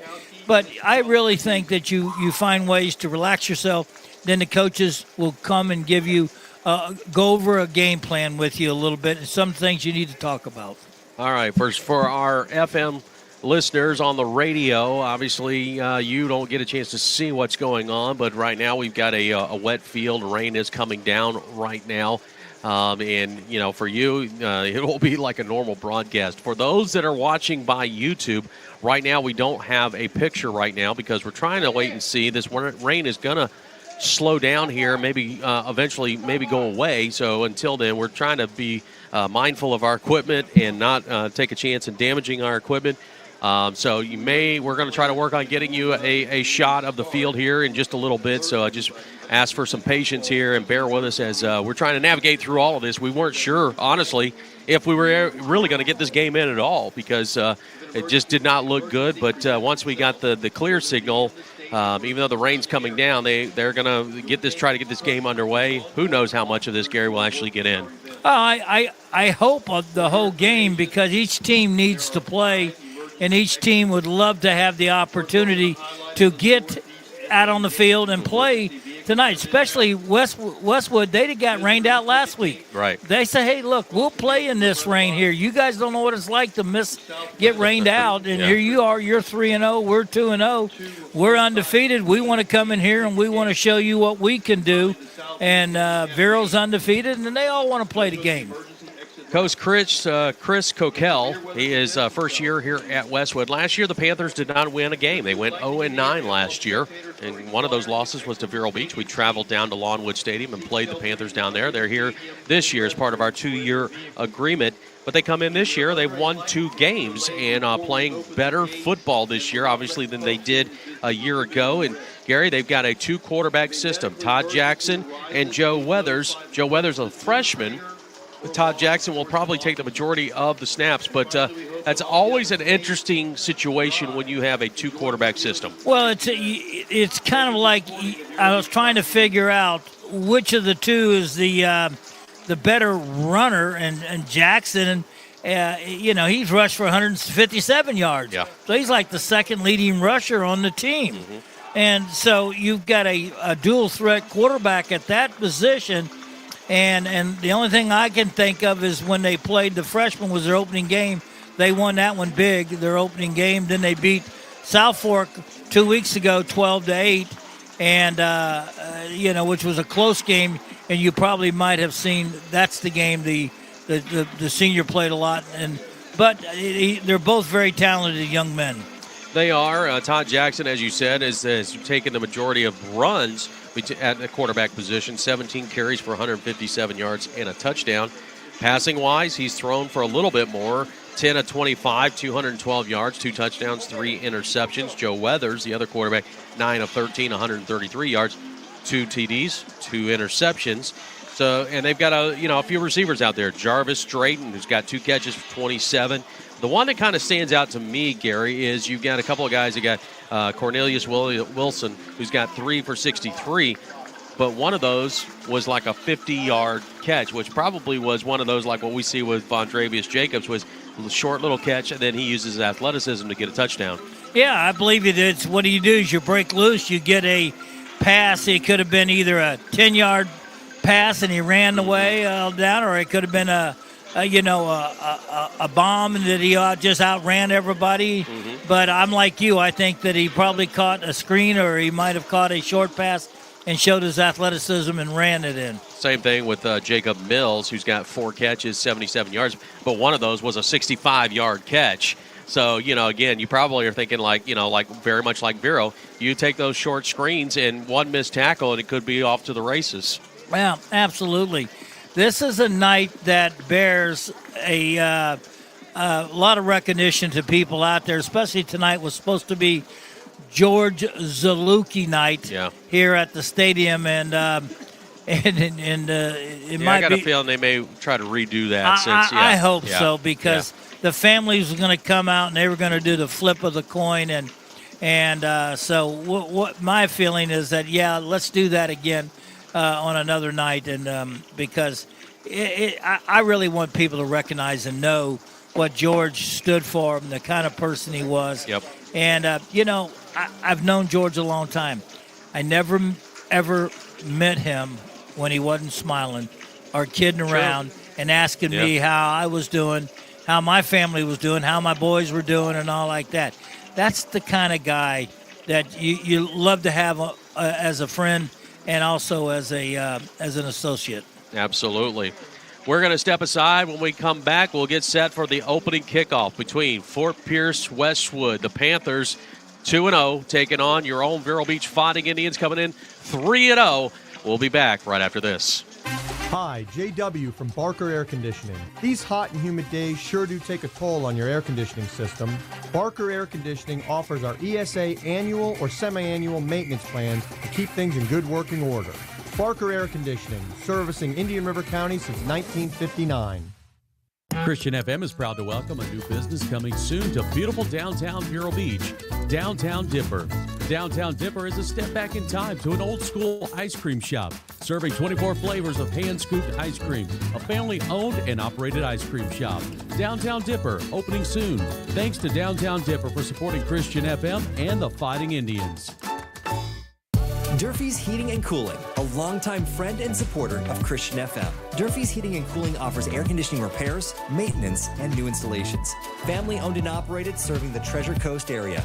Durfee's Heating and Cooling, 772-971-5884. WSCF Vero Beach, Christian FM. There's the snap for the punt. It's blocked. Rojas picks it up. It's going to be a scoop and score. Indians with the touchdown. Pass is going over the middle of the field. Wide open is Jacobs. He's got it. He's going in from 37 out for the score. Boom! Pressure on the snap. Defense in the backfield. The ball's loose. And the Indians have it in the end zone for the touchdown. Handoff's going to go off to the right side. Jaquan Jean's got it. There's a little bit of a hole. He's off to the races. It is to the 15, to the 10, to the 5. Score it, Jean. This Fighting Indians football. Vero Nation Network and Christian FM Sports presents Fighting Indians football with Matt Paris, Ronnie Self, Gary Paris, and Paul Tipton. It's week 4 of high school football. Vero Beach is coming off a 62-0 win over Port St. Lucie. The Indians have clicked on all cylinders for the season, putting up 50 points a game and allowing just 2 points per game. This stingy defense has back-to-back shutouts, given the offense great field position and is hungry for more. Meanwhile, Westwood is off to a 2-0 start after not winning a game all last season. The improved Panthers have a big test tonight. Panthers-Indians Friday Night Lights are on, and it's game time in a soggy Citrus Bowl and Billy Livings Field. Hey, Vero Nation, I'm Paul Tipton along with Gary Paris. Welcome to Fighting Indians football. We're proud to bring you our 26th season of Indians football, presented by the GNC in the Miracle Mile. Well, it has been a lengthy weather delay. Rain still coming down pretty hard, but at least no lightning in the immediate area, which allows these teams to get out on the field and get this game underway for week 4. Fighting Indians are getting set to kick off on their third play. And teams are going to have to walk off the field and get set for another holding pattern here. A little bit of frustration for sure. Well, it's at all least the way around. it's a minimum of 30 minutes. Yeah, so we're looking at another delay here. We'll take a quick break. We'll come back and talk a little bit about what we've seen so far and let you know what we're going to do from a programming standpoint. We'll be back. Hi, JW from Barker Air Conditioning. These hot and humid days sure do take a toll on your air conditioning system. Barker Air Conditioning offers our ESA annual or semi-annual maintenance plans to keep things in good working order. Barker Air Conditioning, servicing Indian River County since 1959. Thanks to Longevity Rehab Centers in Vero Beach and Sebastian, owned by locals whose mission is to help heal those who are hurting with a goal of getting them back to a productive life. Longevity Rehab has built a reputation of trust with their clients from the top down, offering both physical and massage therapy designed to restore, relieve, or maintain a healthy lifestyle. Blue Cross Blue Shield, Humana, Cigna, United Healthcare, Health First, Medicare, and most insurances are accepted. LongevityRehab.com. A septic system is only as good as the installation and maintenance. Reliable Septic is the name known along the coast for being the professionals who install and service these systems for both residential and commercial uses. They'll determine the on-site needs and design considerations for a complete wastewater treatment system, thanks to Reliable Septic Service. 772-562-4242. The Fighting Indians rely on teamwork, and so does Christian FM. One of those teammates is Scott Sporting Goods. Scott Sporting Goods features an array of sporting equipment, including clothes and shoes. They are also the ones that fit our Fighting Indians broadcast team with the Fighting Indians apparel. Located in downtown Vero Beach, 1407 20th Street. Their phone number is 778-0661. Thanks to Scott Sporting Goods. Christian FM can put this game on the radio thanks to the support of businesses like Chuck Bateman State Farm Insurance in Vero Beach. Chuck's goal is to create an atmosphere where customers can talk about what's important to them. He's also a huge supporter of our local chapter of the Fellowship of Christian Athletes. Chuck's phone is 567-1106 or chuckbatemaninsurance.com. Air Docs of the Treasure Coast, cooling specialists, are Fighting Indians football supporters. They know how important it is to have a cooling system that can stand up to our Florida heat. Air Docs offers a full range of cooling and heating services, including repairs, tune-ups, and systems maintenance. Online at airdocsac.com and Facebook. This is Vero Beach Fighting Indians football on Christian FM. Let's join Gary Paris and the voice of the Fighting Indians, Paul Tipton. Back here at the Citrus Bowl, Billy Livings Field. And just when we got our hopes up, they got dashed as we just got into this ball game. Fort Pierce Westwood came out, took the kickoff. It bounced into the end zone for the touchback. They started at their own 20, went 3 and out. After the punt, Vero Beach started from their own 44, got enough yardage. They were into Fort Pierce territory, got a first down, and they were about to start their third play when that particular drive when we heard the horn go off again. That is the lightning indicator, so that automatically is a 30-minute delay. So that means we're going to step aside and hopefully get back to this game. So whether you're listening to us by radio, online through the app, or you're watching us on YouTube, we hope to be back very soon. We will keep you posted on some things. In the meantime, for those of you watching by YouTube, we'll just continue to have the weather delay tracker there. Hopefully you can just check back with us in about 15, 20 minutes, and we'll let you know where things are heading. For those listening to Christian FM, we're going to send you back to more music here, and we'll be back in just a little bit. This is Fighting Indians Football.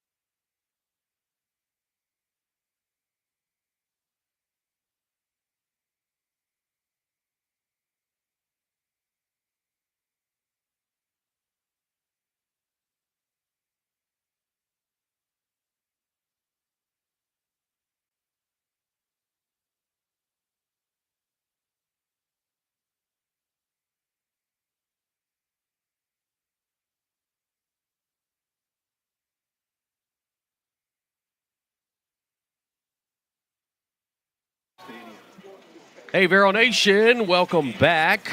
Guess what? Weather delay has been lifted. Teams are going to get back out on the field here momentarily, and we'll try to get back to this game where Vero Beach will be looking at a 1st down and 10 at the Fort Pierce Westwood 43. I'm Paul Tipton along with Gary Paris, Ronnie Self, Derek West, Don Dexter here tonight. It is week 4 of high school football. And, of course, with this weather, the way it has been, there's a lot of teams that are not able to play right now. And there's been a couple of games that we've been kind of monitoring to see how they've been progressing. The last one we saw was Treasure Coast and Martin County, who are playing tonight. It was at halftime, and it was a 28-7 lead for Treasure Coast.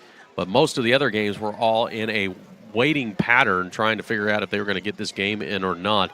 Gary, these teams are determined tonight to try to see if they can get this game in. You know, for Westwood, they didn't play last week for this exact same reason. They got the game canceled because of weather, and so they want to get this game in rather than have 2 weeks off. They'd really like to get this game in, and Vero Beach just wants to keep playing. I mean, they got the momentum going. They don't want it to stop.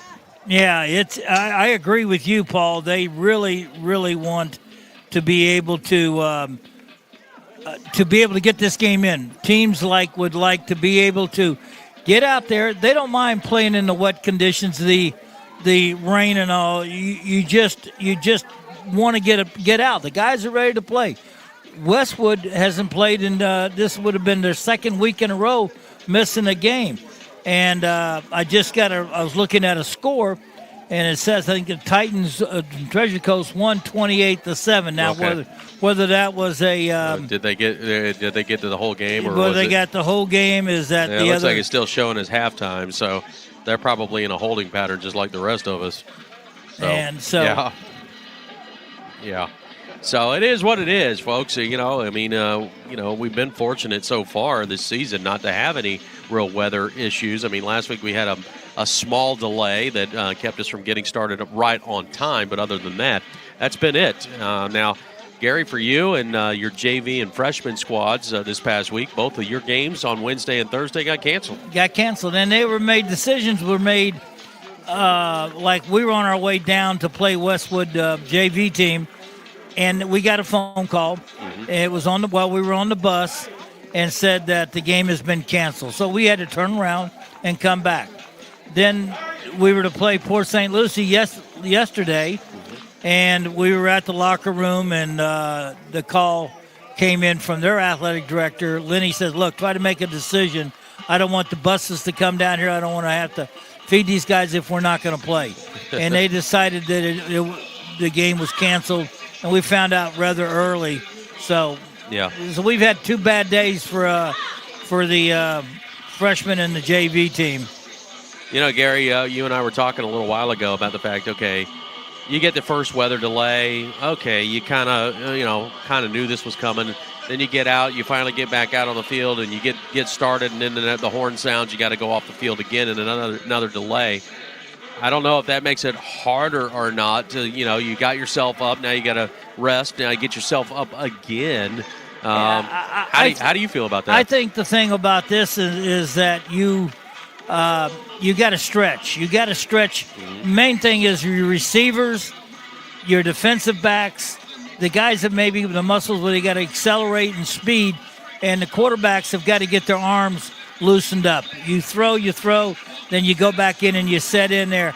Now, there's no telling that under the I don't know if they threw any balls underneath the stadium or not, the passageway there.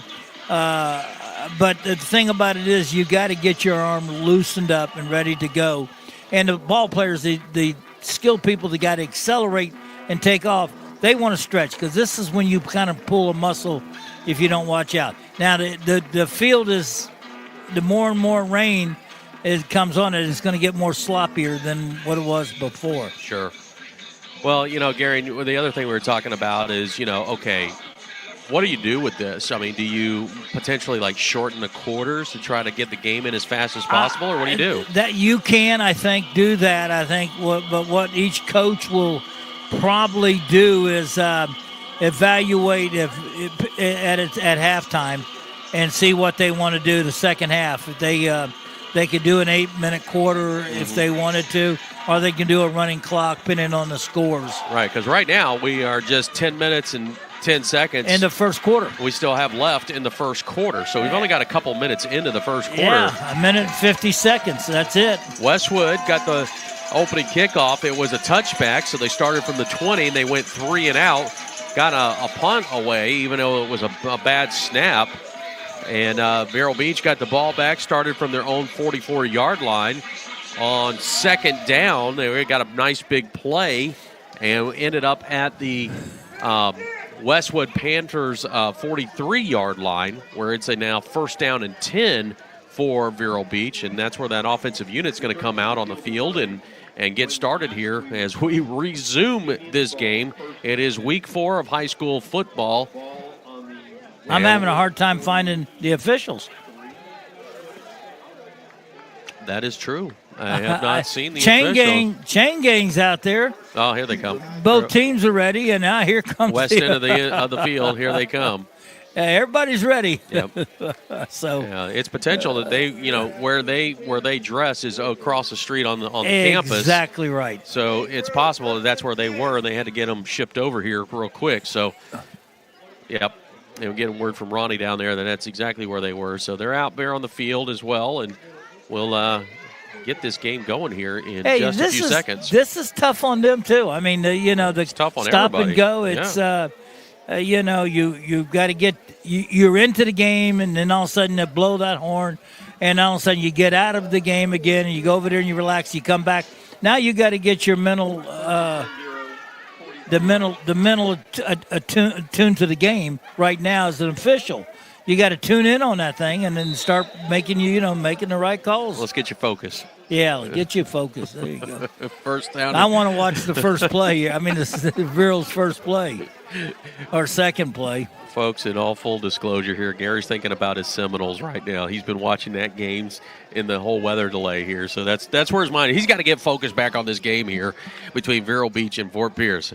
There's the snap. Aronson looking for a screen, and shorts. It's going to be incomplete, which is a good thing because White had nowhere to go with that, even if he caught it. So. Yeah, that was just not again, it was a low throw. It was. Yeah, it looked like maybe one of the defensive ends may have got his fingertips on that. And so it's going to bring up second down and 10 for Vero Beach. No score. Clock's at 9:44 left here in the first quarter. Stacked receivers on the right side. Handoff's going to go. Rogers, he's got a hole. 35-30 to the 25 and down inside the 25. Another first down. Yeah, that was a good job by the left side. Paul Paris and Benitez on that left side over there did a great job of blocking on there and gave that opportunity. Quick, we're going to go hurry up. White's got the screen pass, left side, 10, 5, touchdown, Vero Beach. Wow, Paul, I'm just going to tell you right now, the left line, it was a screen pass. The left side did a fantastic job. Ben Hall and Paul Paris got out there and made the blocks that they needed to make on that, allowed White to get inside and get up the field, and Efren was off to the races, and that's a touchdown. Just like that. Good job of blocking. Lewis will get set for the extra point. Thomas is waiting for the snap, puts it down, the kick is up, and it is good. And just like that, Vero Beach on the board with 7 points. They lead 7-0. The Tripp family, GNC, and the Miracle Mile are crazy about the Vero Beach Fighting Indians and their fans. Joe and his staff have over 2 decades in the supplement business and know all about sports nutrition, along with vitamins, herbs, weight loss, and wellness products. GNC also offers meal replacements and testosterone support and tailors their products to meet individual needs. 562-2450. Durfee's Heating and Cooling, a longtime friend and supporter of Christian FM. Durfee's Heating and Cooling offers air conditioning repairs, maintenance, and new installations. Family owned and operated, serving the Treasure Coast area. Durfee's Heating and Cooling, 772-971-5884. Vero Beach on the kickoff, high and short, muffed a little bit, picked up by Westwood. out of a couple of tackles, but only about a 5-yard return inside the 20, close to the 25. So that last drive, 56 yards on 5 plays. It was a screen pass to Efren White on the left side, 24 yards out. He gets a couple of good blocks, gets into the end zone, and it's a 7-0 lead for Vero Beach. And that scoring drive brought to you by the McCall Insurance Agency.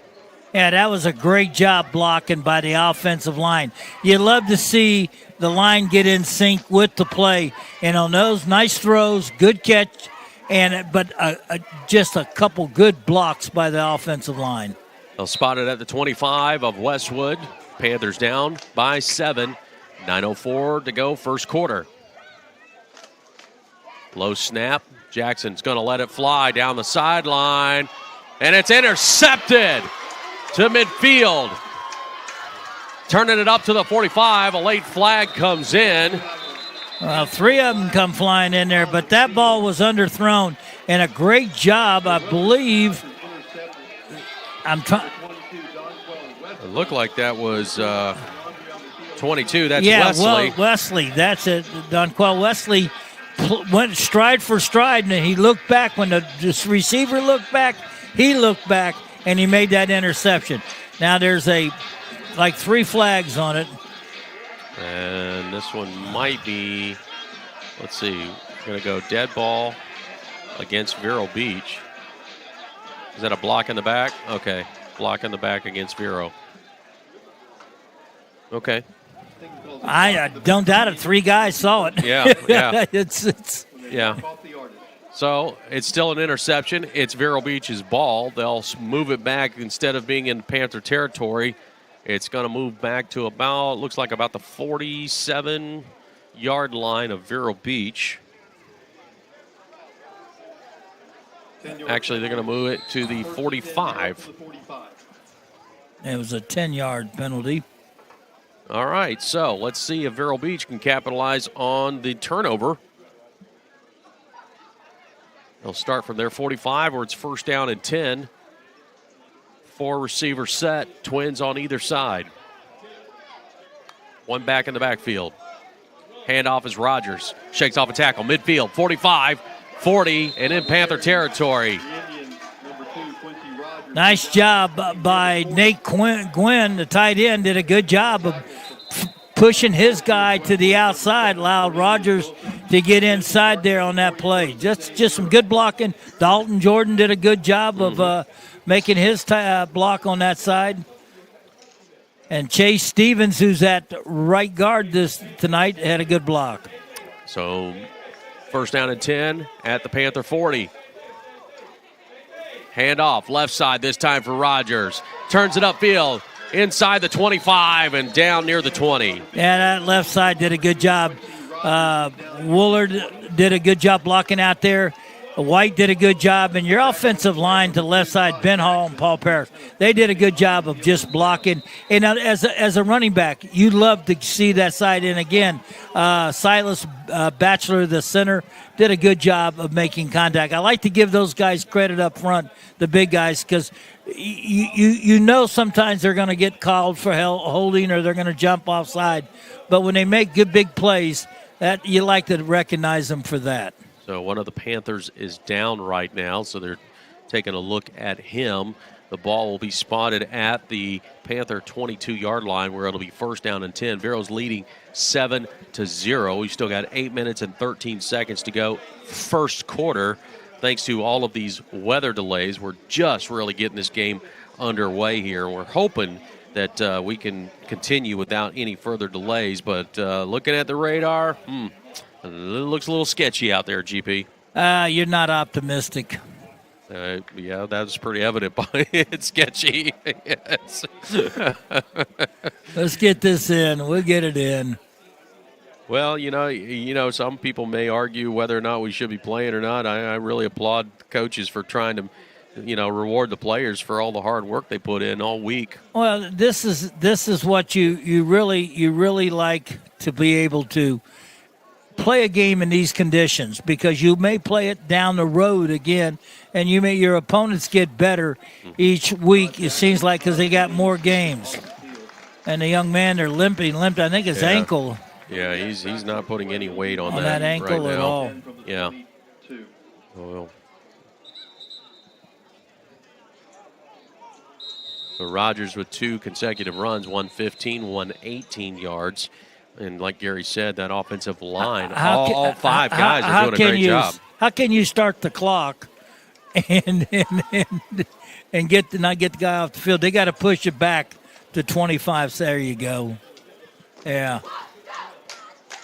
So for those of you watching by YouTube, we're glad to be able to get the video back after it was a lot of rain out there. We were trying to protect our equipment, but now that things have kind of cleaned up, we've got the video feed going for you guys. Trips to the left side. Handoff. Again, Rogers trying to bounce to the left, and he gets caught behind the line. Yeah, they did a good job. I'm talking about the Panthers of reading that. Their linebacker came flying across there and made a nice tackle on that play, and along with the defensive end to that side. Adjusted well, brings up second. They lost a couple yards on that play. Lost about 3, and they'll make it a 2nd and 13 now for Vero Beach. Backed up to the Panther 25. 4 receivers. 1 back. Aronson looking to throw left side, and it goes incomplete. Yeah, hit him right in the hands and out. That's the condition that you're facing now. It's in his hands, but the ball, your hands may be wet. They ran a blitz that time from the left side, our right side, and a great job by Aronson to get that ball out of his hands, and White should have caught that one, though. So 3rd and 13. Aronson's going to hand off. Rogers out to the right side to the 20. Now 4th down. Yeah, I believe you, again, Coach may just go for it here instead of bringing your young sophomore field goal kicker in these conditions. Yeah, I don't see any inclination that it's going to be anything other than go for it here on 4th down. Offensive unit staying out there. So you've got Jacobs and Gwynn on the right side, White and Woolard over on the left side. Rogers in the backfield. Low snap. Aronson looking to set up a screen. Caught. White, left side, trying to get to the 1st down marker. He's inside the 10, and it will be enough for a 1st down. That's a great job of blocking by Woolard on that side over there. The wide receiver does a great job of getting out there and making that block. And White gets inside him and gets enough for the 1st down. Going to go trips to the right side. And timeout by Westwood's going to stop things here on a 1st and goal. So we'll step aside as well. Vero Beach leading 7-0. Christian FM can put this game on the radio thanks to the support of businesses like Chuck Bateman State Farm Insurance in Vero Beach. Chuck's goal is to create an atmosphere where customers can talk about what's important to them. He's also a huge supporter of our local chapter of the Fellowship of Christian Athletes. Chuck's phone is 567-1106 or chuckbatemaninsurance.com. This is Fighting Indians football on the Vero Nation Network. Brought to you by Molinari Pools. Let's join Gary Paris and the voice of the Fighting Indians, Paul Tipton. Well, we're a late start, but at least we've got a start, and we are 6:11 away from ending the 1st quarter. Vero Beach has got a 7-0 lead and looking to extend it here. 1st and goal from the 7. Offensive unit back out on the field. Going to line up. 2 receivers set up on the right side. Quick check to the sideline, and Aronson from the gun. Handoff, Rogers, left side, got a little bit of seal, dancing his way towards the end zone, and he's just shy. Yeah, good job of pulling by the guards that time from the right side to the left side on that, as he was able to get a little pull around there. He allowed that hole to open up, and they got it down to about the 1 yard line, I believe, or the 2. I heard maybe somebody. Indians indeed, 2nd and goal from the 2. Second and goal at the 2.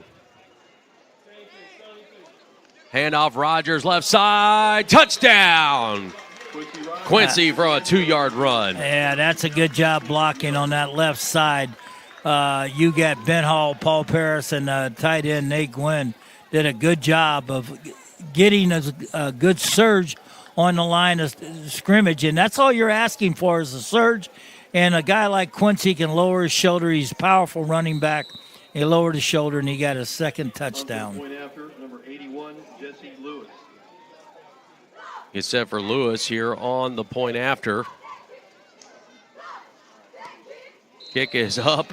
Line drives it through, but it is good, and Vero Beach extends it to a 14-0 lead. Jeremiah's Italian Ice loves our Vero Beach Fighting Indians. Jeremiah's offers over 40 flavors of Italian ice and 2 flavors of soft serve ice cream. The showcase of the menu is layering the 2 together for their gelati. Located off State Road 60 in the Marshalls Plaza, Jeremiah's Italian Ice. Live life to the coolest. Hi, JW from Barker Air Conditioning. These hot and humid days sure do take a toll on your air conditioning system. Barker Air Conditioning offers our ESA annual or semi-annual maintenance plans to keep things in good working order. Barker Air Conditioning, servicing Indian River County since 1959. So 55 yards and 8 plays, a 2-yard run by Quincy Rogers, and it's a 14-0 lead for Vero Beach. This scoring drive brought to you by the McCall Insurance Agency. Low kick goes through the legs, but the returner picks it up, and boy, does he pay a price for it. Back around the 15-yard line. Let me correct myself. That was Quincy's first touchdown tonight. Ephraim White made the other one, the first, and that was Quincy who made the second one. So Vero Beach has had 2 possessions. They have scored on both. And that brings that Vero defense back out. Gary, they have not allowed a single point in 11 straight quarters so far. That's not bad, man. That's not bad at all. You got 5:24 left in this quarter, the first quarter. And Westwood will start from its own 16.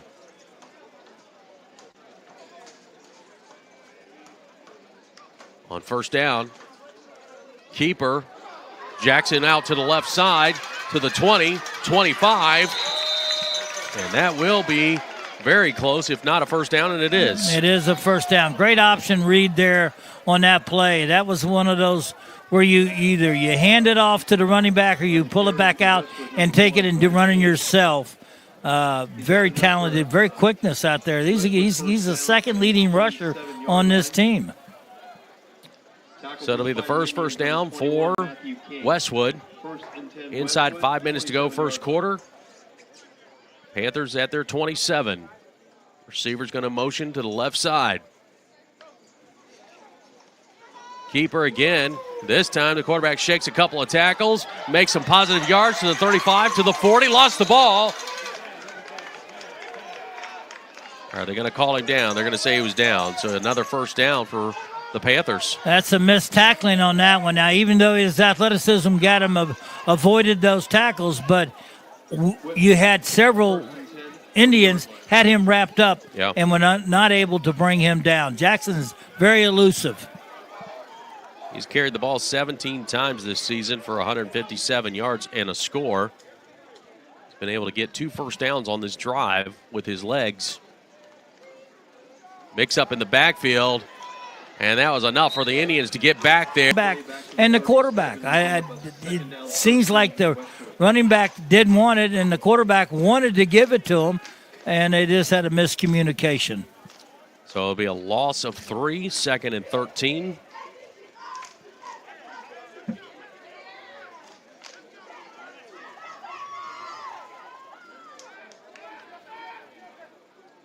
Panthers play clock inside 10 seconds now, coming down to 5 seconds.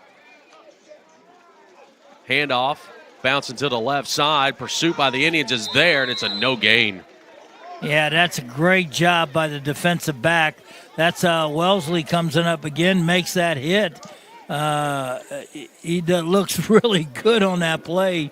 Donquell on that. He read it well, came flying up from his corner position, and made that hit. That brings up 3rd down and a good 12 yards to go. 3 minutes to go, first quarter. It's a 14-0 lead for Vero Beach. Panthers looking at a 3rd and 12 from their own 38. They will send 2 receivers to the right, 2 to the left, 1 back in the backfield. Todd Jackson at quarterback. Looking to throw. Pressure coming. He rolls out to the left, and he will go down. He'll pick up maybe a yard at best, and it's 4th down. I tell you what. Boy, did he take a shot. He take a hit there by Perry. Warren Perry. I mean, that was a legal good hit. He just pounded him. I mean, good job of reading it, and he just there's a flag on the side now. Yeah, this is going to be on Westwood. He's telling the official, is telling the coach, you got to get off the field. You can't come running out there. And you can come and check on a player, but you can't yell at the official. He came out there to yell at the officials. And I don't know what they would call. That was a solid hit. Very good hit on the quarterback, Jackson, that time. You hate to see anybody get hurt. Yeah, absolutely. But when you got a good, legitimate hit like that, yeah, they got the team doctor, and they got the AJ, our trainer, over there, too, to help out. So that's 2 different Panthers that have gone down now, both with seemingly lower leg injuries. And it's going to bring up 4th down for the Panthers, most likely punting the ball away from their own 38-yard line with 2:26 to go first quarter and down by 14 points. Their coach is arguing. Think maybe like a possible chop block kind of thing? I don't know. No, I don't know about that. He was running the ball, and he got hit. He got hit low, and he got hit high. Yeah. And Perry was the one that banged him up, but I think that was a warning, like you said. On the sideline warning, yeah. Oh, it is. No, they're going to mark this one off. 15-yard penalty. Well, that's going to give Vero Beach an excellent field position here, an opportunity if they can field the punt. Yeah, of course, Gary, you talked about it earlier when it was actually raining quite a bit. You know, like, what do you do on punting situations like this? Like, do you just say the protocols, just let it go no matter what? It's not going to run. It's not going to roll on you. No. Willard standing there midfield. It's a high, towering punt. And it will stop right at about the 45-yard line where it landed. Yeah.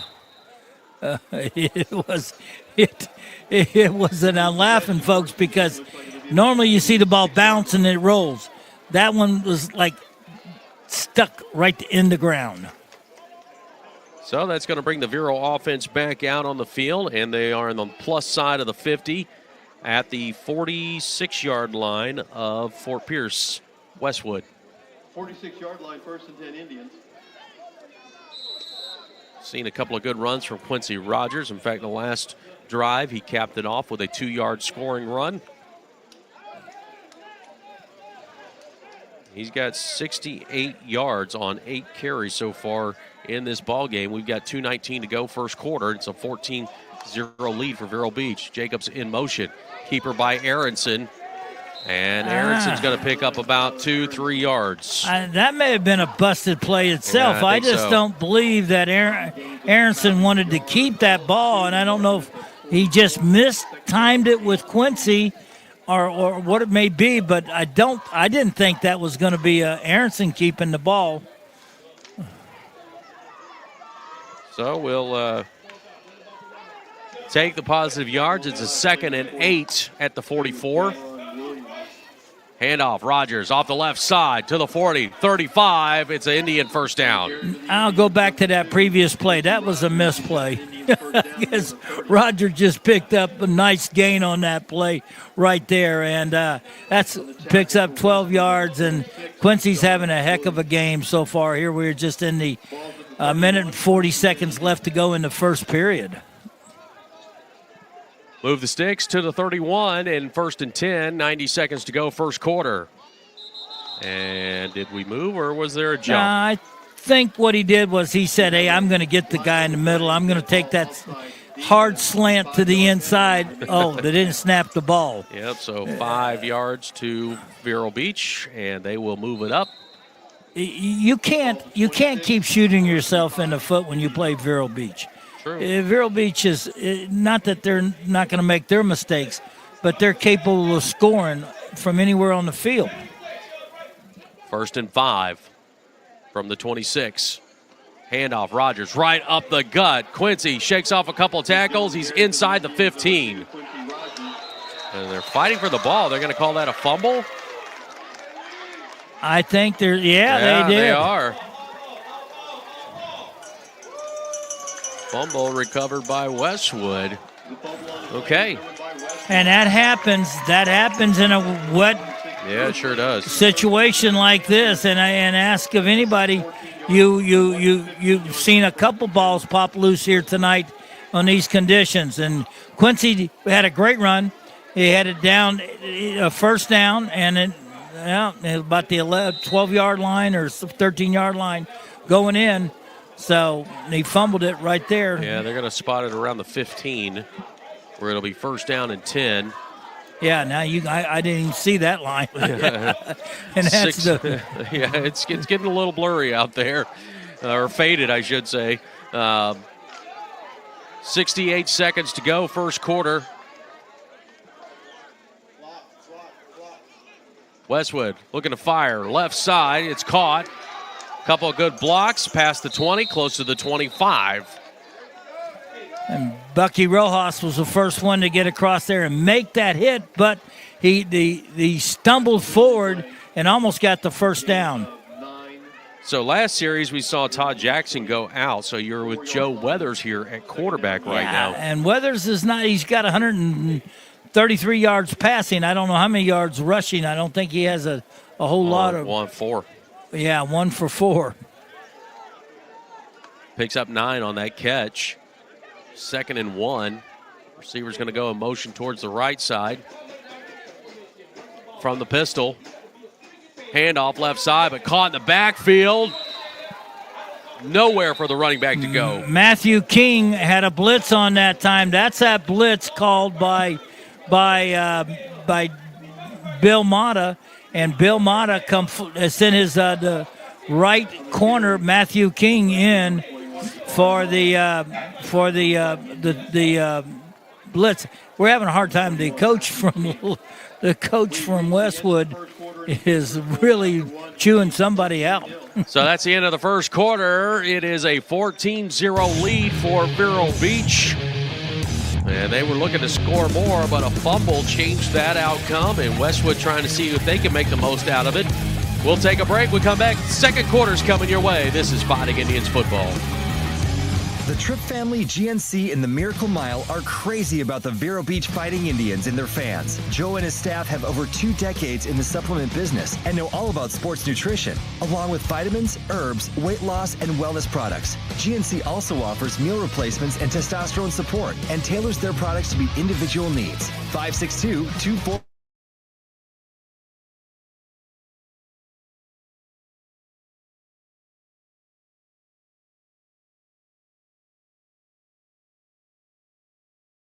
Serving the Treasure Coast area.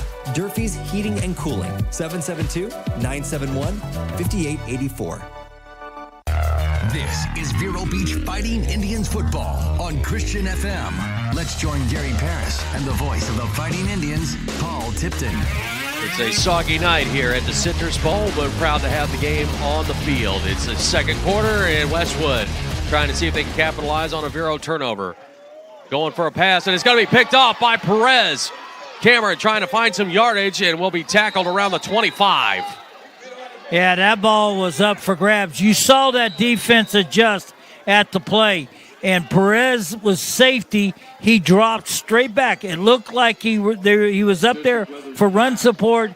Then he backed up and read the coverage, saw the ball float in there. That's a mistake by the young quarterback right there.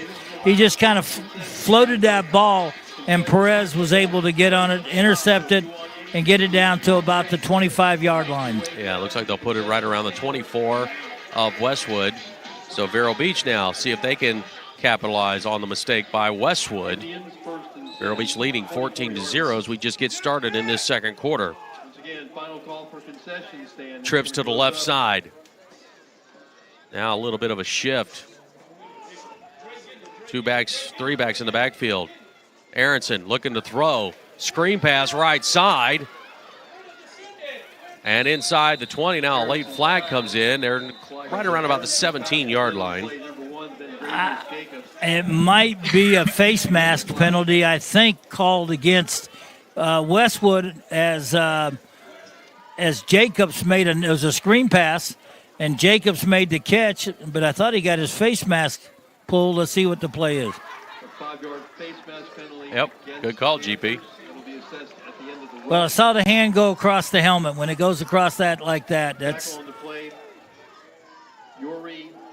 They're going to move this one all the way up to the 10-yard line where it'll be first and goal. But this time they're going to go trips to the left side. Jacobs, the lone receiver on the right side. Aronson, play action, trying to set up a screen to Jacobs. Jacobs turning it upfield, and he's into the end zone. Touchdown, Vondravius Jacobs from 10 out. And good job blocking by Dalton. Jordan did a great job of getting out there. Dalton did an excellent job of getting out there, a little quick screen pass to that side. He gets out, takes his man out. The next guy comes in and fills, and Jacobs found that seam and went into the end zone. Brock Thomas will get set for the hole. Jesse Lewis will get set for the extra point try, and it's up, and it is good. 21-0 lead, second quarter. The Fighting Indians rely on teamwork, and so does Christian FM. One of those teammates is Scott Sporting Goods. Scott Sporting Goods features an array of sporting equipment, including clothes and shoes. They are also the ones that fit our Fighting Indians broadcast team with the Fighting Indians apparel. Located in downtown Vero Beach, 1407 20th Street. Their phone number is 778-0661. Thanks to Scott Sporting Goods. HBS Glass is a proud supporter of Fighting Indians Athletics and Christian FM. Since 1973, HBS Glass has served homeowners, architects, and contractors in the Vero Beach area. HBS Glass offers hurricane impact windows and doors. HBS Glass, 722 3rd Place or hbsglass.com. Thanks to HBS Glass. So Cameron Perez with the interception set up Vero Beach on a short porch. We'll wait after the kickoff here as it's a pooch kick. Caught around the 41-yard line by Westwood. I'm not sure that just wasn't a miss hit. Could have been. I mean, a pooch kick would have put it up around the 25 to 30-yard line with a much higher. I think the footing there on that play, Perez literally, I think, just planted it, and that's about all he got of the ball. Could be. So Perez with the interception set Vero Beach up on a short field situation from the 24 of Westwood and took 2 plays, went 24 yards. It's Vondravius Jacobs with a 10-yard catch, gets into the end zone. Extra point is good, and it's a 21-0 lead. And that drive brought to you by the McCall Insurance Agency as we get set for Westwood's possession here. 11:23, second quarter. First down and 10 as a Hannah lost the ball. And they may have gotten back on top of it. So it's going to be a loss on the play for Westwood of about 2 yards. I believe, second down and 12. I believe that was their running back that was in the game there, that Riles, that had it and then dropped it, and then Vero picked it up and dropped it, and he recovered it. It's starting to rain a little bit heavier now. Yep. Ball backed up to the 39 of Westwood. Clock continues to roll here in the second quarter. 10:40 and counting. It's a 21-0 lead for Vero Beach. 3 receiver set. Weathers throws it incomplete. Third down and long. Yeah, you could see the young freshman quarterback didn't get a good grip on that ball. He just didn't get a good grip.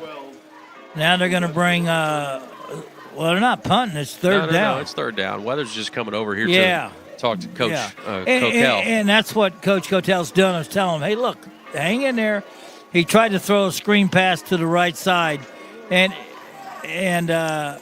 you just, you didn't get a good grip. So Weathers is going to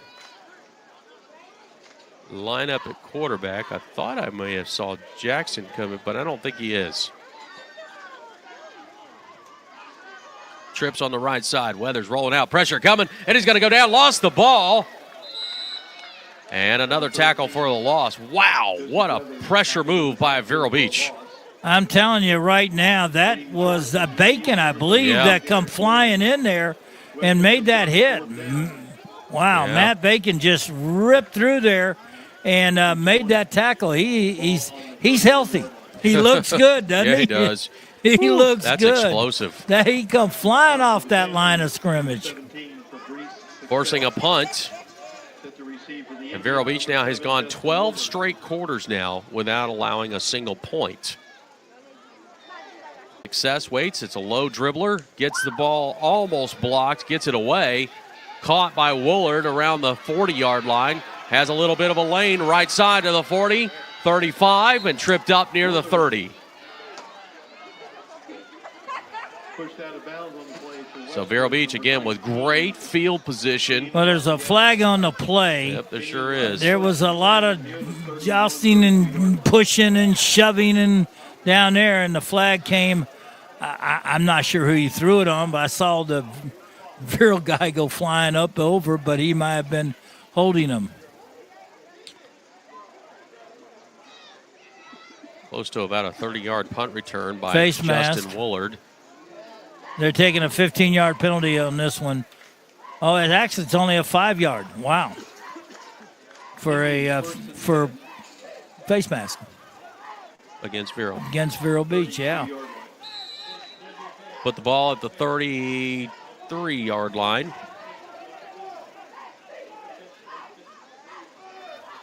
Aronson set up with twin receivers on either side. Low snap. Aronson fires over the middle of the field. He was looking for Gwynn, but air mails it over the top. Yeah, again, you got some, that ball's wet. Yeah. Needless to say. And it's you better hope you got big hands and you can get a nice kind of grip on that ball. So second down and 10. 9:22 left in second quarter. It's a 21-0 lead. Vero Beach has got it in Panther territory at the 33-yard line. This time set up three receivers left side. And flags will stop this play. It's going to be a handoff to Rogers off the left side. Instead, it's going to be a false procedure against Vero Beach. We'll move them back 5. Now that could be not having enough men on the line of scrimmage and having somebody in the backfield, or it could have been a false move. Too many men in the backfield, yeah. So turn it into a 2nd and 15. The ball will move back to the 37-yard line. Those are the kind of things that Lenny tries to work on. Again, it's just being in tune to the game. Aronson trying to set up a screen.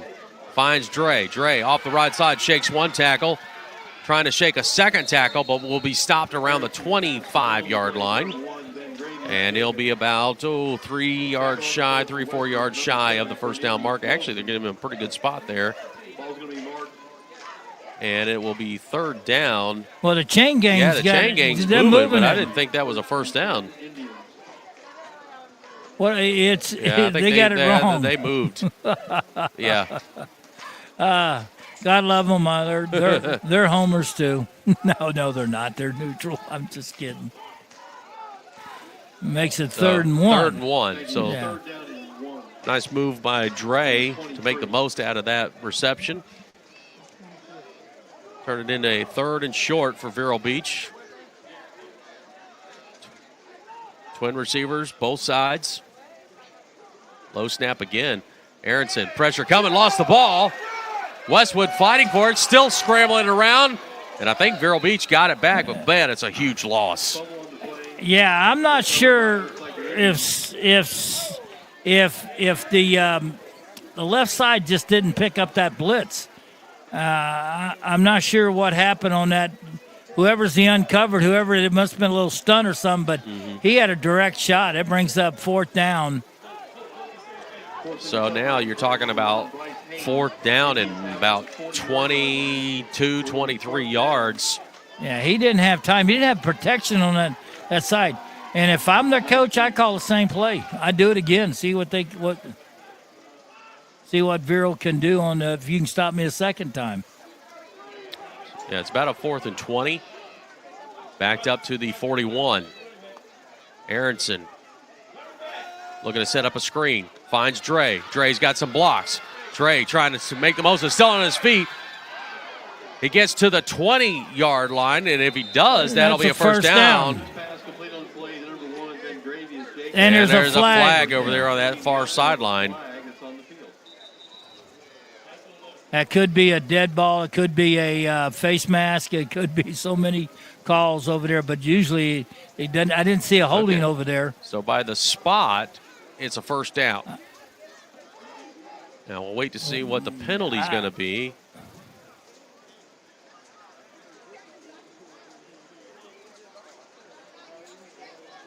Now we're waiting, and we got. Well, it shouldn't be. It would have been a first down. Is it against? All right, so we're going to call. Sounds like it's going to be a block in the back.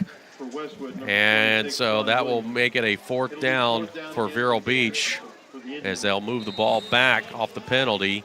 And it'll be a 4th down and 7.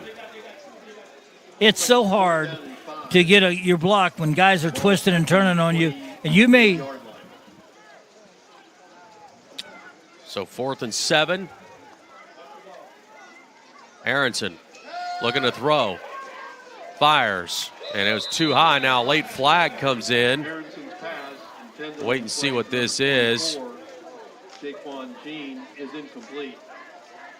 And delay of game decline. I don't think know. It was a shift against Vero Beach. So. All right, while we got a second here, let's go down to Ronnie and check in. All right, Ron, the penalty before, what was that about? What happened on the penalty before was Dre was driving, and some of our players came up from behind to try to push the pile. Well, what happened when they tried to push the pile? They hit one of the defensive players in the back, and that's where the penalty came in. Now, that could happen. That could happen down on the line of scrimmage too. I mean, and a goal, you're first to go. That's what they called. Okay, we got it. All right, so it's going to be 1st down and 10, turnover on downs. Panthers will get the ball at the 29, I believe, 28, 29-yard line, 1st down and 10. 3 receivers on the right side. They're going to try to go screen over that side. They got some blocks there, but White trying to fight through, and Bucky Rojas will help clean up the tackle, but it'll still be a positive yardage for the Panthers. Bring up 2nd down, and it looks like about 4 after a 6-yard gain. Yeah, that was a good job of blocking there. That ball kind of floated out there, but the receivers did a good job blocking on that play to give him. That's a positive, and they haven't had a lot of positive plays out here. 6:25 and counting left second quarter. It's a 21-0 lead. Panthers looking at a 2nd down and 4 from their own 34-yard line. They're going to send 3 receivers left side. Mons working the left side. Able to get a couple of yards. And it's going to be a 3rd and short. So Jalen Mons getting the call on the kind of wildcat setup for the Panthers. Yeah, that was a nice. I like the call. I like putting it in somebody very athletic. Mons is very athletic, and he showed it right there. We'll make it a 3rd and 1 from the 37. Rain really starting to come down here at the Citrus Bowl. 5.5 to go in the second quarter. 21-zip lead for Vero Beach.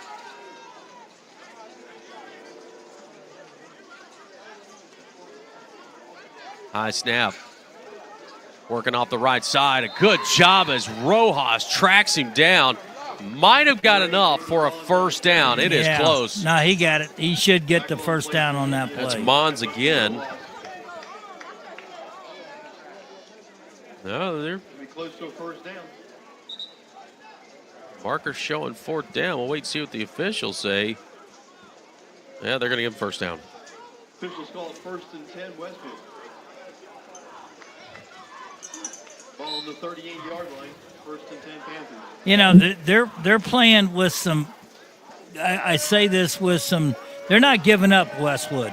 They're fighting with what they got. Sure. And they lost their starting quarterback, and Weathers, the freshman, is in the game right now, and he's starting to get a little more feel for the game. First down and 10.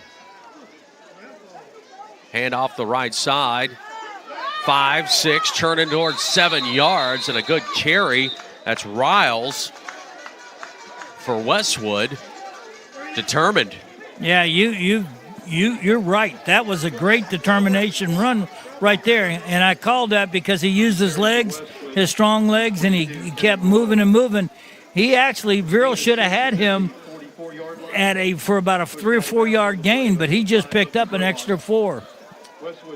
Second down and 4 after the 6 yard gain by Riles. Handoff, Riles working the left side. This time trips up.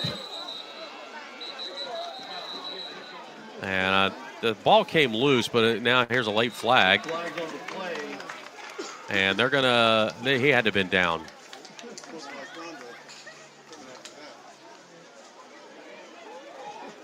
Now we'll see what the penalty is.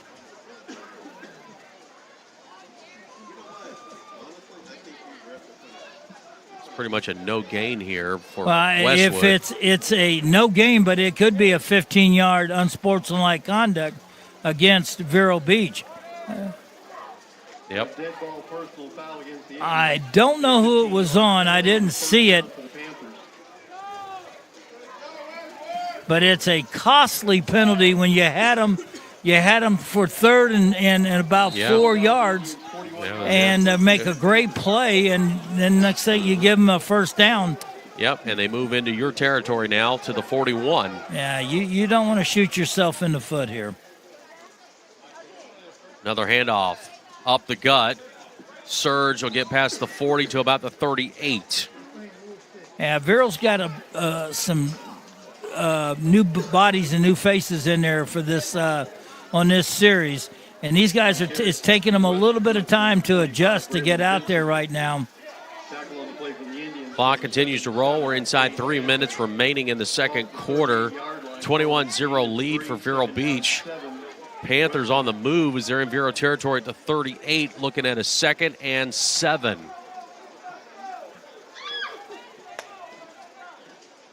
Three receivers on the right side. Handoff goes off the right guard.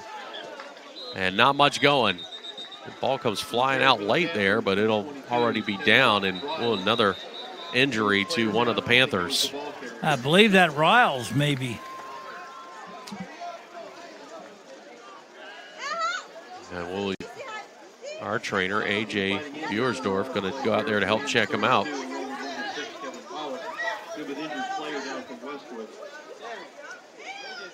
We'll step aside on this timeout right here at 2:31 left in the second quarter. Vero Beach up 21-0. Thanks to Longevity Rehab Centers in Vero Beach and Sebastian, owned by locals whose mission is to help heal those who are hurting with a goal of getting them back to a productive life. Longevity Rehab has built a reputation of trust with their clients from the top down, offering both physical and massage therapy designed to restore, relieve, or maintain a healthy lifestyle. Blue Cross Blue Shield, Humana, Cigna, United Healthcare, Health First, Medicare, and most insurances are accepted. LongevityRehab.com. Since 1980, the Village Beach Market has been that local store on the beach filled with friends that always has something for everyone. And we've been Fighting Indian fans for generations. From fresh baked goods to prepared foods to chef-inspired lunches and dinners, our slogan says it best, simply better. We're online at villagebeachmarket.com. Cap's Pizza and Pub, a proud sponsor of the Fighting Indians and Christian FM, serving Vero for over 35 years. Cap's offers Italian cuisine, including pizza, strombolis, calzones, hot and cold subs, plus wings. A family-owned and operated business, John and his staff are happy to serve. Cap's Pizza and Pub, 725 27th Avenue Southwest, Vero Beach, 772-770-2277 or capspizzamenu.com. This is Vero Beach Fighting Indians football on Christian FM. Let's join Gary Paris and the voice of the Fighting Indians, Paul Tipton. Well, it's been a late start. It's been soggy, but at least Vero Beach has got a 21-zip lead here late in the second period, 2:31 to go.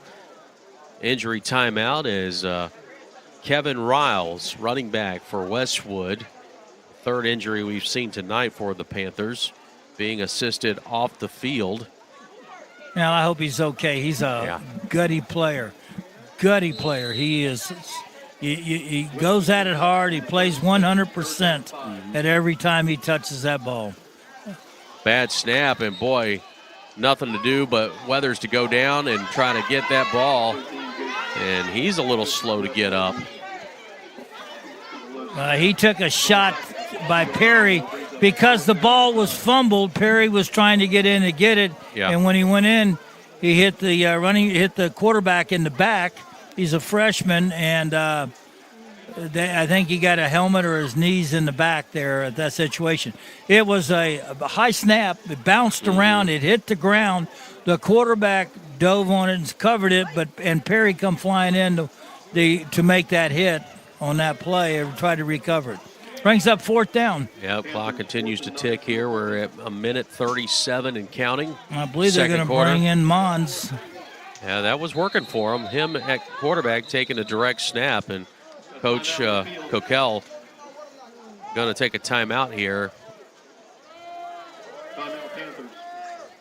Talk a few things over as he's looking at a 4th down and 9 at the Vero 40. Special thanks to the community. So what do you think here, Gary? You think you maybe try to do like a freeze play, get you 5 yards maybe, and put yourself in a 4th and 4? Minute and 32 seconds. I would, if you had a situation where you thought if Mons could punt the ball and, kick it and let it die down there and then make Vero go a long way. But Mons is also a pretty good athlete. I don't know how good a thrower he is, but I know he's a good runner. We saw him run earlier. But I almost think nobody's going to be back deep. You almost wish he'd take you, if you're a coach, if he could do it, take a step back and pooch kick that ball. Nope, he's going to try to throw or keep it, maybe try to run. He runs into one of his own players, and that allowed 4 different Indians to jump on top, and that'll be a turnover on downs. Yeah, that didn't turn out the way he wanted that one. I don't know how good a thrower he is. But it wasn't a very smart play in the sense that you got to get rid of it. You can't take the sack. Yep. Gene Galbert makes the sack on that play for Vero Beach. All right, Gary, you got a minute 25. You've got all 3 timeouts. You've got to go what is that? 57 yards? Yeah, I'd throw it. Aronson. He's looking to throw. He's looking down the sideline, trying to find his receiver, and good Lord.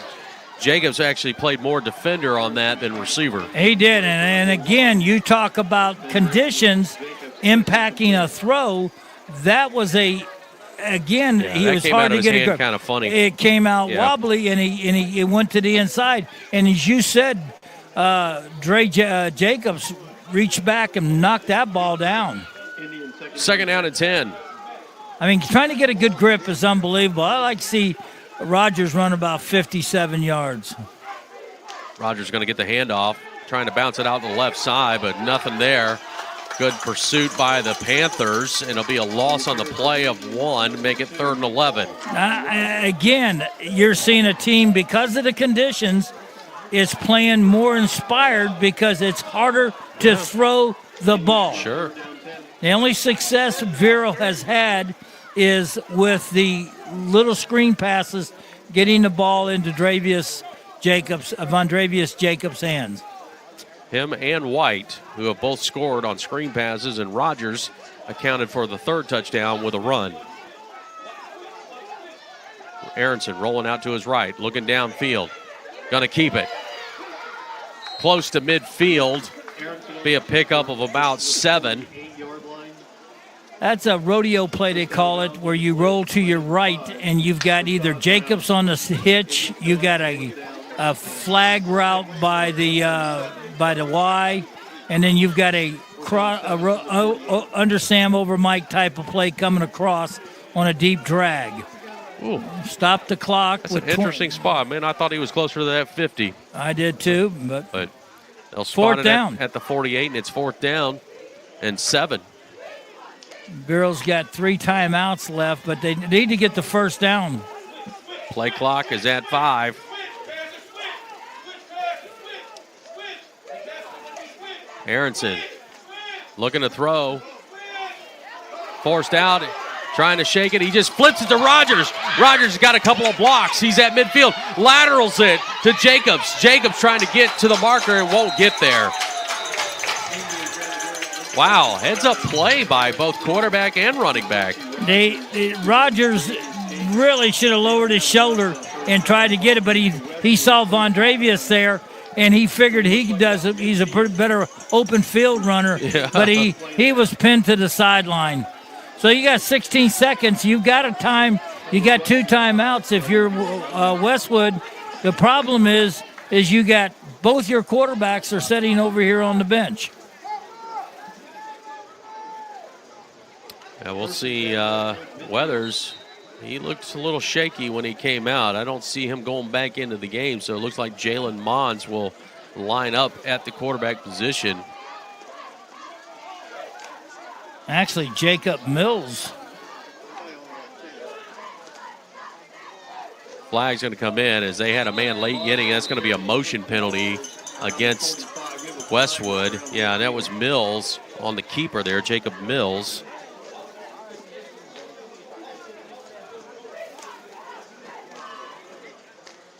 We'll see what they call this penalty. They got a player came on the field. He was coming in late, so he was in motion. You can't do that. Yeah. You can't go out. Once you break the huddle, you can't. So they'll move him back 5 yards. It'll be a 1st down and 15. My question will be, how long will the halftime be? Is it going to be 20 minutes or 15 minutes, or is it going to be 10 minutes? Or well, we're about to find out in about 3 seconds here. I don't think they're going to get the play off. They just do. They're going to whistle it as Jalen takes the snap. And that's going to do it for the first half of play. It took us a while to get here as we're hitting now 10:30 at night. And they're going to take a little intermission here. Vero Beach going to go to the locker room leading 21-0. Let's see if we can find our boy Derek over there. Yeah. So I think we'll bypass Coach Jankowski. He may want to talk to the officials about what we're going to do for the second half. So we'll step aside. We'll take a break. We'll come back with the Genesis Church of Vero Beach halftime show featuring women of the Fighting Indians and host Bobby Paris. Fighting Indians lead 21-0 at the half. WSCF Vero Beach, Christian FM. Hi, Derek West here from the Genesis Church of Vero Beach. We are proud supporters of Fighting Indians football and Vero Beach athletics. We invite you to join us this Sunday at 9:15 for our services. If you can't join us in person, please visit us online at gcvero.com. Genesis Church of Vero Beach, place of love where honest men are known and unafraid to love the hardest stone. Visit us at gcvero.com. The Tripp family, GNC, and the Miracle Mile are crazy about the Vero Beach Fighting Indians and their fans. Joe and his staff have over 2 decades in the supplement business and know all about sports nutrition, along with vitamins, herbs, weight loss, and wellness products. GNC also offers meal replacements and testosterone support and tailors their products to meet individual needs. 562-2450. Thanks to Longevity Rehab Centers in Vero Beach and Sebastian, owned by locals whose mission is to help heal those who are hurting with a goal of getting them back to a productive life. Longevity Rehab has built a reputation of trust with their clients from the top down, offering both physical and massage therapy designed to restore, relieve, or maintain a healthy lifestyle. Blue Cross Blue Shield, Humana, Cigna, United Healthcare, Health First, Medicare, and most insurances are accepted. LongevityRehab.com. Welcome back to the Citrus Bowl, Billy Living's Field. So while we were in that break there, the coaches and the officials met at midfield and decided that enough was enough and that this was enough to call it an official game. And so they're going to call this game officially over with, and Vero Beach will win 21-0. Makes them now 4-0 on the season. And now that's 13 quarters, Gary. Vero Beach has not given up a single point. And another shutout in the books. 3 consecutive shutouts. Vero Beach has not done that in a very long time. 3 consecutive shutouts. Yeah, absolutely. That's it goes back to, believe it or not, I was trying to find the other day my class in 1968 football season. Yeah, like 6, right? Yeah, I think we had 6 scoreless games that game. We only gave up a total of 40 points for the whole year. In the whole year, and that was we were 10-1. So it was exciting defense back then. But this game tonight, when we were watching it while we were at break, and I told you, I said, if they shake hands, the game's over with, because that means both coaches agreed not to play the game anymore. And again, if you look over to the sideline, and you saw 5 guys on the bench over there, and AJ's cart was full when he left here to take him back over to their team gather at their locker room. So again, it's just been a tough night. It really has. It's been a tough night when you have these delays and these kind of things, and then you try to get out and you start to play, and then you have to stop again. So it just makes for a very tough evening all the way around. Whether you are a player, to a coach, to a fan, to a broadcaster, it has been a tough night. But at least we got some of it in. Vero Beach now will improve to 4-0.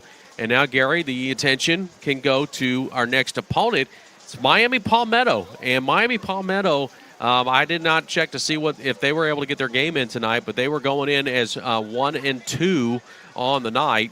Potentially they could be 1-3 coming into the Citrus Bowl, or 2-2. 2-2, whatever it may be. But the game tonight is it. Tell you what it does. It hurts your stat guys. You didn't get your quarterback. Right. If you're trying to get to 3,000, or you're trying running back trying to get that. But it's a tough conditions tonight. And I think Bill Mata's defense, he played. I tell you what, he played a lot of people. Mm-hmm. We saw a lot of different combinations in there, and so we're not going to keep you guys long or anything like that, because it was a 21-0 win for Vero Beach. And when they walked out, as I told you during the break, if they shake hands, then it's over with. And that was what I think it's the right call. I do too. And I honestly, and I agree with you on that. And I said, and that's the right call right there at that time, because the conditions were getting sloppier on the field, and you just no point. Yeah, and Westwood fought hard. They played a physical game too. They just got outmanned a little bit tonight. Vero Beach has a lot of talent, a lot of speed, and but give them credit for being. They came out and they were popping people, and their coaching staff had to be proud of the fact that how they played.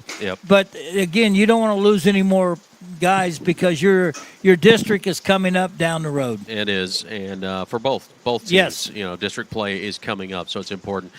Just give you some quick notes. You talked about stats for tonight, and Don just handed this to me. So Quincy Rogers finished on the night 10 carries for 79 yards and a touchdown. You had Tyler Aronson through the air tonight, 8 of 13 for 99 yards. Jacobs had 5 catches for 61 yards and a score. Ephraim White had 2 catches for 36 yards and a score.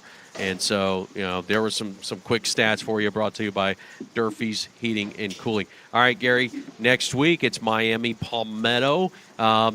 We've been talking about this. We thought we thought we might have seen an earlier test maybe with Palm Beach Gardens, but now we turn our attention to Miami Palmetto, a team we've only seen one time, and that was a couple of years ago in the playoffs. They came here. They beat us. I think it was 10-7 was the final score. Great game. Great game. It was a great game. All right, they're going to have some talent. They're going to have some athletes. Preview that game. My thoughts on that game, at least we're not playing anybody that's undefeated. True. We got, yeah. and I say that in a light heart that we're going to be playing a much better team, even though they're 1-2 and they may be 2-2 or 1-3 when they come up here. They're going to be more competitive. Yep. They were ranked in the beginning of the year a lot higher than we were. We were back in the 70s and they were up in the high 20s or something like that. So Palmetto has the respect of us and our coaching staff and our players, because those who were around and saw that game when they were down here, they came up here in the third round of the playoffs. They took us and knocked us out. Yep. So it's a game to remember and a game to you just know your opponent, Paul. So I look for us to be. I think nobody got hurt on our side. I don't think anybody got hurt and injury, so you came through it injury-free. And so I look for us to have a great game next week. It's going to be fun. I look forward to it. And we thank for those of you that stuck around to listen to what was left of this broadcast. We appreciate you sticking around. And we look forward to next week. Our executive producer of Christian FM Sports is John Hamilton. Our director is Kevin Boslaw. Our studio engineer tonight was Kelly Tipton. Our video director is Jay Kendall. His assistant tonight was Keegan Ingram. Cameras tonight, Kenneth Loans and Ian Salvatore. Those guys did a great job tonight fighting through the weather. Stats tonight by Don Dexter. Interviews was Bobby Paris, and sidelines was Ronnie Self and Derek West. Analyst was Gary Paris. Next week we have Miami Palmetto here at the Citrus Bowl. Game time 7 o'clock. Our coverage begins at 6 p.m. with countdown to kickoff. I'm Paul Tipton saying good night from the wet Citrus Bowl. We'll see you next week. Go Indians.